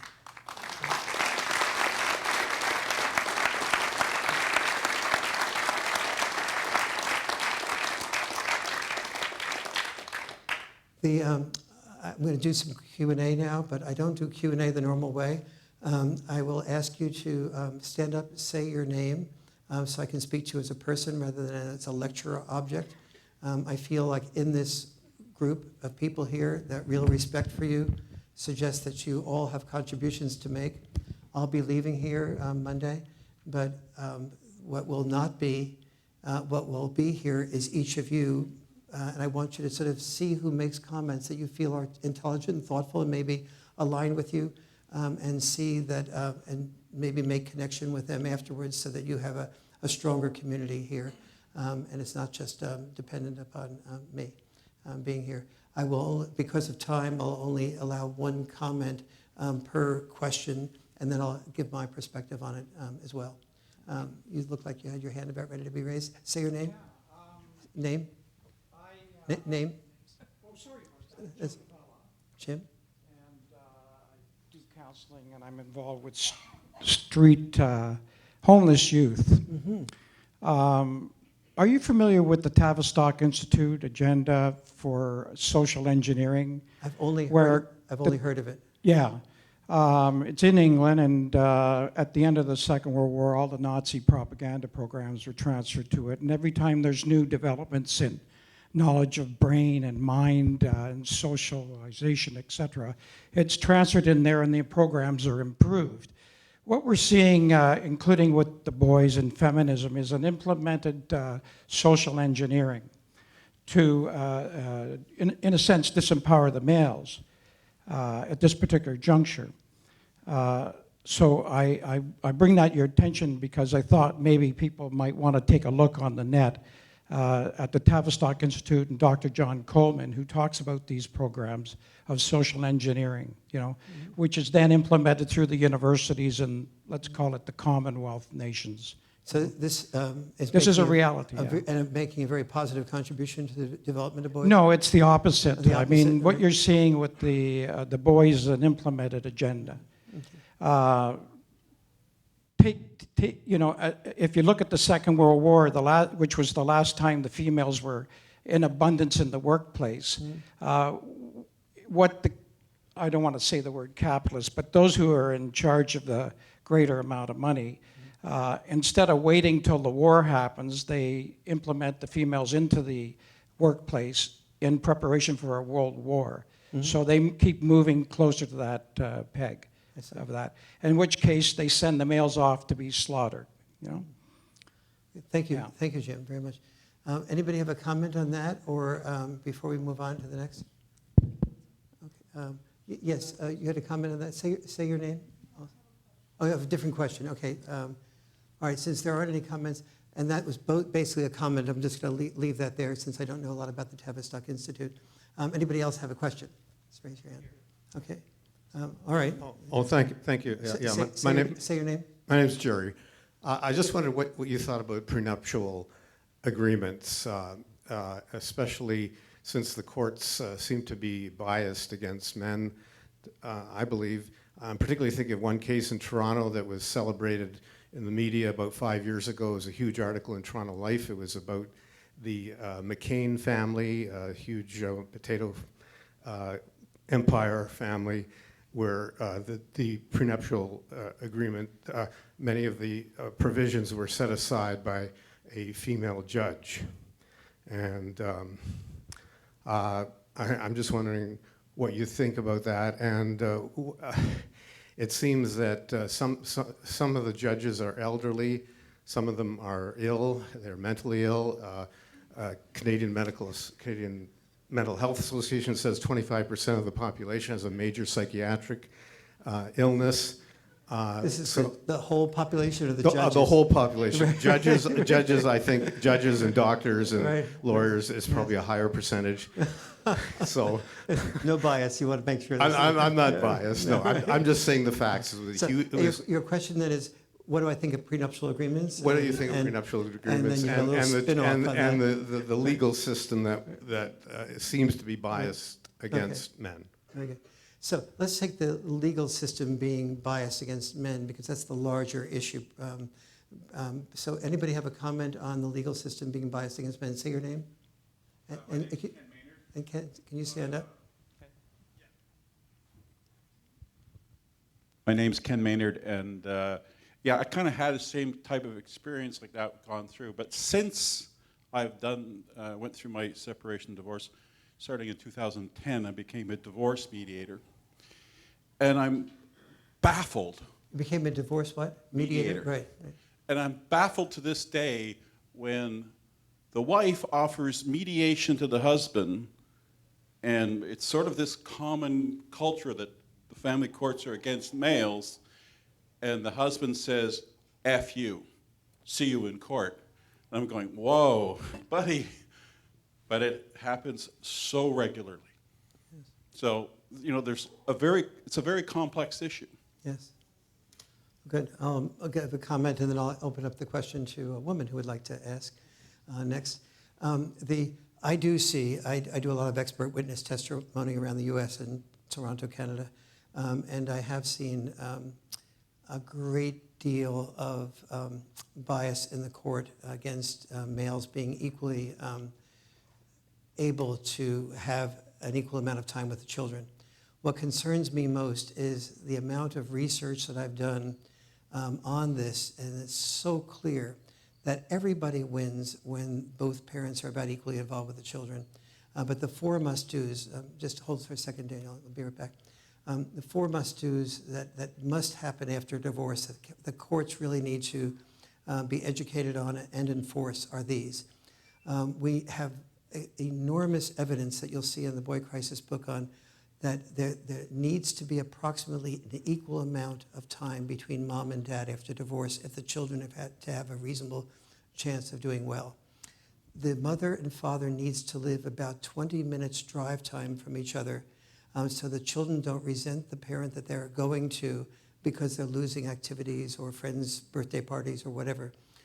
Number three, that the children are not able to overhear any bad-mouthing or detect any bad-mouthing from mother to dad or dad to mother. Detect any bad-mouthing. Let us say I'm on the phone with you and you're my ex and I'm talking about you and I know that the children cannot hear me because they're in the next room. But I have a different tone of voice when I'm talking about mom. And the children are telling me that I interview and talk with that they can pick that different tone of voice up. And secondly, if let's say you're my son and you come home and say, I say, how was your time with mom? And you say, really good, mom did this with me, and I sort of like just minimally pay attention to you. That's a type of bad-mouthing. When the son can detect over and over again that when he or she, or the daughter can detect when he or she talks about mom in a positive way, they get less attention than when they talk about mom in a negative way that I pick up. And so so bad-mouthing is both words and body language that rewards or punishes the child for not being negative about the other parent. And finally, this is really important, that the parents have a consistent, dependable couples counseling or relationship counseling. Even in poor neighborhoods where the therapists are not PhDs, but they just have MSWs or MFTs, the children benefit enormously by the couple not just getting together when there's an emergency, and therefore they have to come to a quick conclusion and they don't have a chance to really understand the best intent of their partner. But long-term relationship counseling has proven to be one of the four ingredients that are four must-dos if your goal is not just to have a better life for you, but the best possible life for your children. Okay, let's see, I promised a woman next. Say your name. Hi, my name's Maria. Maria. I was just wondering, in the era of equality, why do we say that boys need boys need male teachers? Okay, so the question, say your name again. Maria. Maria. Maria's question was, in the area of talking about equality and being in a year of equality, why do I say boys need male teachers? Anybody have a comment on that? Yes, say your name. Yes, good.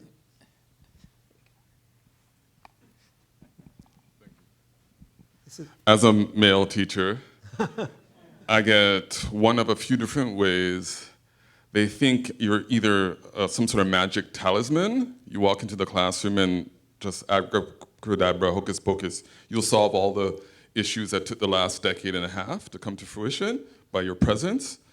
Or second, from the students, you're either some sort of older brother, cool uncle, because I could name one or two of the songs that they listen to, and when they say certain words, I know what they mean.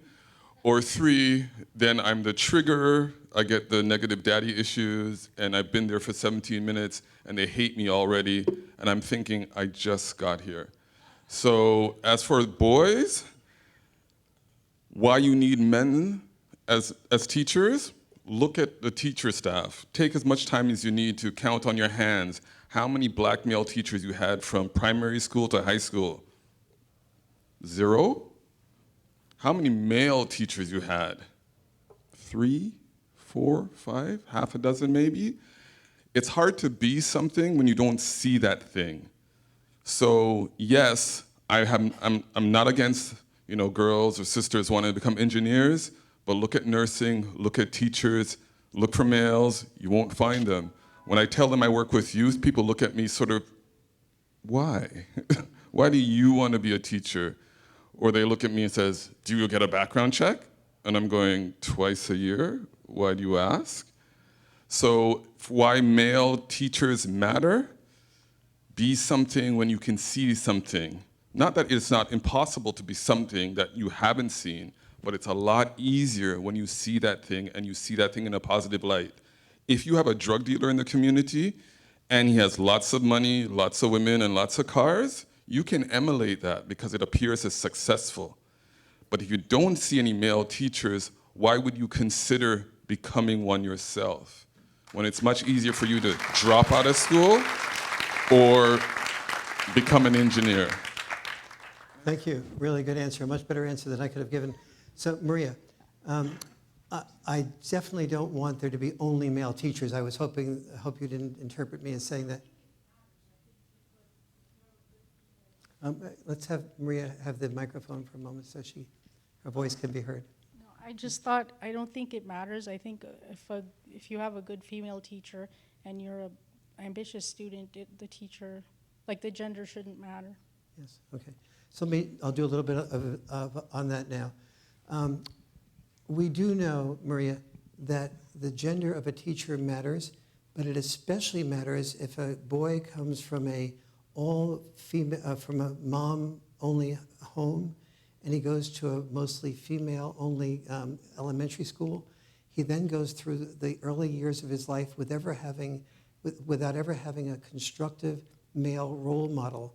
And those boys are far more vulnerable to being seduced by gang leaders, to have some identity, or being seduced by drug dealers to be able to get free money and be able to sort of have some respect and have some identity by authoritarian leaders. Boys tend to be, Maria, in search for some type of strength, but that's some type of strength that won't just allow them to do what they want to do when they want to do it, but some type of strength that is requiring of them to be more than they want, than they already are. Some type of direction, somebody that's exacting consequences. This can be done by female teachers, but as you were saying, it really is helpful for a male to see somebody like himself when he doesn't see anybody at home like himself. And so the inner cities are really filled with, in the African American community, as we know in the United States, 73% of children do not have fathers at home at all. And so those children go through to the schools where there's almost all females there, and that's an extremely dangerous combination. So we need to obviously help all teachers be respected and paid well, but we also need to make it remember what I said about firefighters. You start honoring men who become male teachers, and even though the pay isn't as much as it might be to sell insurance or whatever, there will be many, many more men who will be delighted to get into teaching. Just a takeoff on that. And men's desire to care. When the Pew Research Center, PEW, which was a liberal research center, asked men who, these are men who were working full-time, whether they would prefer these men to work full-time, or they would prefer to be full-time involved with their children, not part-time, but full-time involved with their children. 49% of the males who were working full-time said they would prefer to be full-time involved with their children, but they needed to earn the money.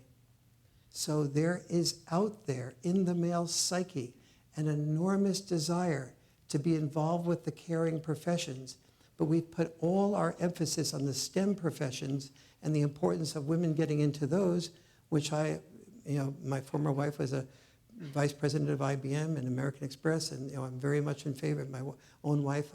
My wife for the last quarter century owns her own PR firm, so I'm very supportive of women being involved in their own businesses, but and in the STEM professions. But we also need to get men, our next generation of men, involved in the caring professions as well. So, thank you. Let's see, somebody. Yes, gentleman in the very back.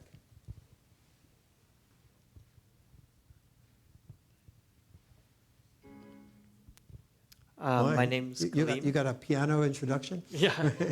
Say your name. My name's Kaleem. And my question's not only for you, but for the men who are teachers here. When I look at, so I'm not in the education field, but when I look at, and I think when people look at the education field and the places where teachers are trained, places like OISE, places like Teachers College, especially those prominent ones, the sorts of discourses which are very hostile to males in the schooling system seem to be like particularly acute in those sorts of places, in the places where teachers are being trained. And so someone like me from the outside is very hesitant to say, okay, I would want to be a teacher. I would want to put myself into that environment. And so I'm wondering if you think... Cleve, I'm sorry. What is it that is dominant there that makes it...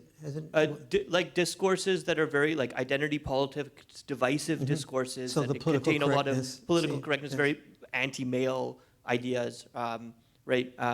So I'm wondering, is that impression like right, or like is it difficult for men to become teachers, to go through those sorts of institutions, or thoughts or advice on that, or is that just a misperception? And also, if so, then what sort of changes, you talked about changes that need to happen in schools, what sort of changes would need to happen in the places where teachers are trained?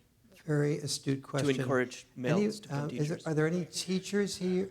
Yes, from your experience? Yes. Can we give the, excuse me, sir? With the microphone, you were desired. Oh, here we go. Yeah. Hi, Mike. My name's Mike, okay? To answer this nice question and that good comment over there. When I was in high school, back in the 90s, many years ago, they integrated late into my high school time the kindergartens in with us, which changed the high school dramatically. So it became K through 12 or grade 12 or 13, right? So they introduced a parenting class at that time, which I took. A whole bunch of girls, me, and 2 other guys. And the 2 other guys dropped the course almost instantly because the default assumption for all of us males was that we had to have an unhealthy interest in children to have wanted to take that, okay? How did you get that? How did you get that message? Well, I got that message because from some people it was explicit, shamelessly explicit and stated, okay? And then from others it was implicit but clear. And share with us how implicit came across to you. Well, it's been a long, long time since high school. But this, it became clear to me. I'll first explain my experience when I stayed in the class despite everything. Especially since the other 2 young men dropped out and I was the only male left, all the female students taking that course had 1 to 2 kids each. Every single boy, half of the entire class, was hungry for my attention, gravitating towards me, so I had to handle half the class, okay? And there were 2 kids in particular, because I promised myself I wouldn't shy away from difficult kids. 2 kids in particular that in grade 1 at the age of 6 were on a bad track. They were good kids, already getting into difficulty for mild rambunctiousness. And through my taking a special interest in them, probably changed their educational career forever. And I couldn't go into teaching for multiple reasons, one of which was I knew I could not want to stand 40 years of a career with people looking over my shoulder all the time, despite no wrongdoing on my part. And I hated school so much, I didn't want to go through a BA and teacher's college, because I'd already been poisoned to my educational experience, okay, and had become an autodidact, self-taught person by my teenage years, okay? So this was 25 years ago, when it's much worse now from what I can get secondhand.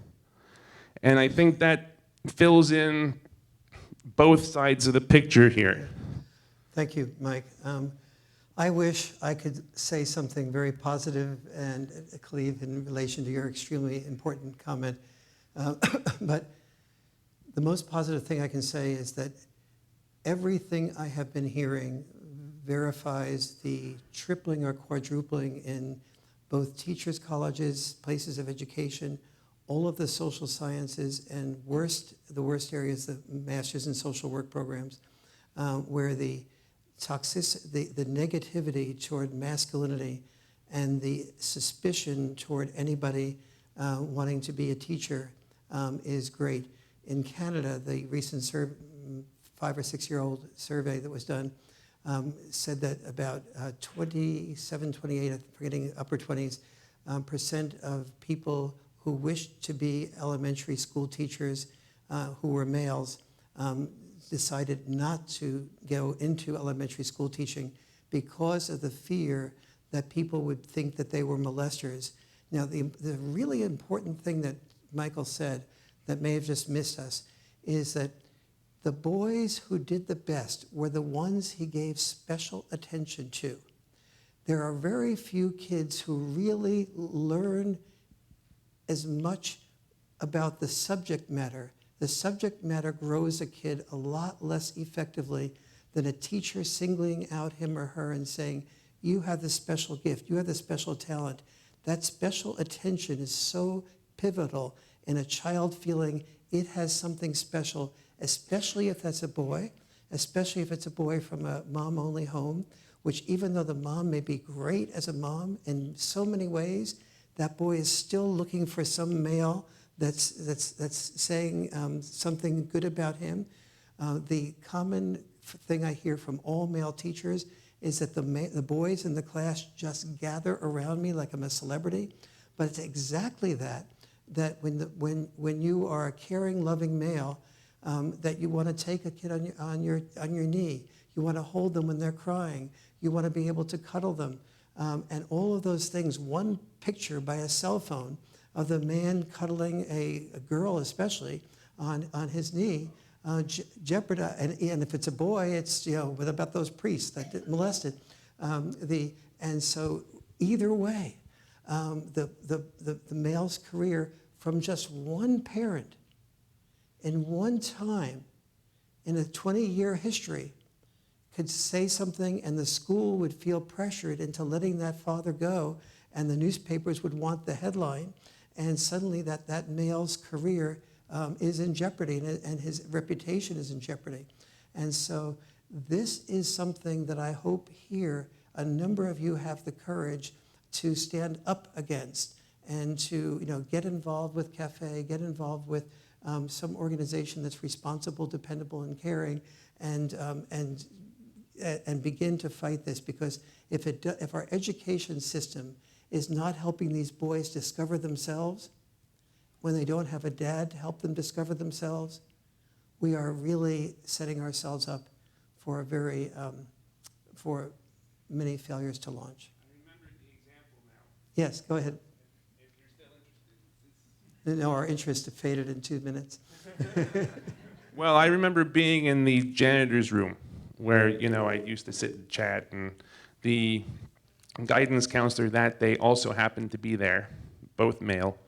And one of these two young boys in question, he saw me, ran into the janitor's room where I was sitting in the chair, jumped in my lap. I think he did give me a kiss on the cheek, which took me completely by surprise, because in my generation, open affection wasn't a thing that we did. So it was new to me that someone would even contemplate that.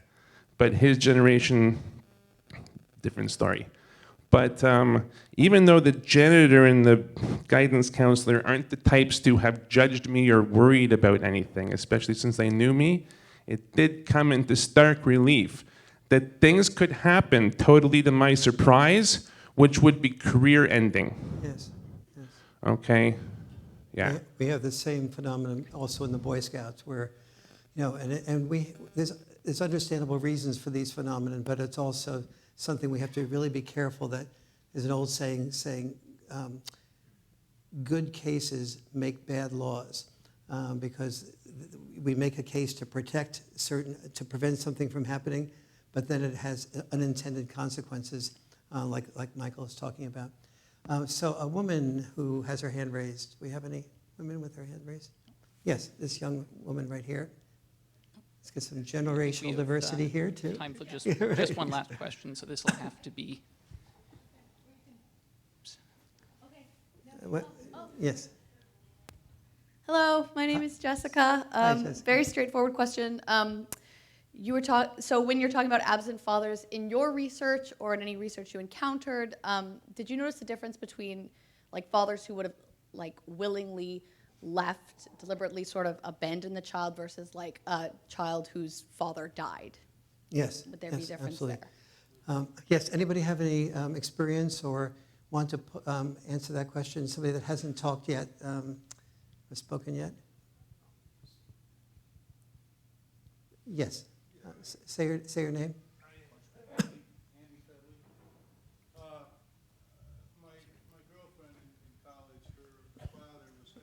Andy, we want you to have the microphone. My girlfriend in college, her father was killed in an airplane accident when they were small children, and the mother raised all of the children without any issue whatsoever. They all were college educated. He left a little bit of a life insurance policy, and there was six girls and one boy, and they all turned out just fine. The mother, took over, and the children knew that the father loved them, and they replaced the lack of the father with education, with musical education, college degrees, and they kept themselves busy. So it doesn't always work in a negative way if the father's not around. I mean, the people can have a father and turn out to be mass murderers as well too. At one point, the decision is in your own mind. Okay. Thank you. That's the answer to that. While I have the mic for 1 second here, I would just like to thank you for your contribution, and thank you. Also I think the male's identity has been deliberately stripped from all of us for some reason whatsoever. And I'll try to make it brief, but during the Korean War, the soldiers were coming back who were imprisoned by the Koreans, and the military realized that they were coming back with an attitude from propaganda that had been used on them. And the CIA wanted to know what they were using to make these soldiers come back against their own country. So they did experiments. They came up here, they were experimenting on Canadians with LSD. But this all goes back to what Jim was saying here about the Tavistock. Try to make this brief because we're needing to. They have been using military indoctrination on the public since that time. And it came by way of cultural Marxism, and it entered the schools. It's like a virus. It's like a viral infection. And I think the only way to end it is to identify it, like you're doing, and just to stop it wherever possible. Thank you. Like Dr. Jordan Peterson says, if you identify it in a classroom where your teacher is saying something bad about a man. Let me get back to Jessica's points here, so I don't, because Ed has mentioned that he wanted this to be the last question. Jessica, excuse me. Your core point, as I understood it, was that how many fathers are leaving of their own accord versus how many feel like they are not able to be equally involved as dads. Is that right? No. The question is rather, is there a difference in the psychological consequence when you know your father chose to leave versus he died and he wasn't deliberate? Yes, very good. I'm sorry. Thank you for clarifying my question. And the answer is yes. So when children like are in, or you saw this with Barack Obama, his father was not there, and mom always told stories about the father as a hero, as somebody who was really very talented, who was a charismatic person, who was the leader in his community.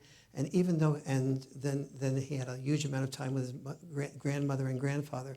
Well, that's not ideal. But at least what Barack Obama was hearing was that he, the core of Barack Obama, whose eyes and nose and ears and walk was a lot like his dad's, that he was inherently a heroic personality. And when a dad dies in war, the consequences for the children, for example, or dies of a car accident or something, especially if he is doing something in the process of dying that is heroic, the children have a different type of image to look up to and grow into. The most damaging preventable thing is the combination of a divorce where the mother moves with a new man out of state, away from where the biological father is, and the message to the son is three things. One is that the father has abandoned them because he doesn't come as often as he could. Number two is that the father is a narcissist and or a liar and irresponsible. And that child looks in the mirror and begins to pick up the feelings that if maybe the father is that way, I am, after all, the person with the hair, the nose, the eyes, the body language of my dad. Maybe I am inherently a liar, irresponsible, and a narcissist. After all, I am looking in the mirror. And so that's where the biggest problems are. Thank you for clarifying your question, Jessica. I heard from Ed that I have to stop. Is that correct, or am I okay with another question? Unfortunately, we've already gone on about 10 minutes longer than we had budgeted. Okay. This I'm sorry. always tends to happen. I'm very sorry that we can't get to absolutely everyone, but I know I've seen about a dozen different hands up on top of the people we've already been able to hear from. And I will be signing books outside. I'll say one thing about my signing books. I'm a little bit like I am here. I'll be asking you a little bit about yourself, and incorporating that into the inscription. And so I'll be asking you to wait a little bit longer while I sign the books.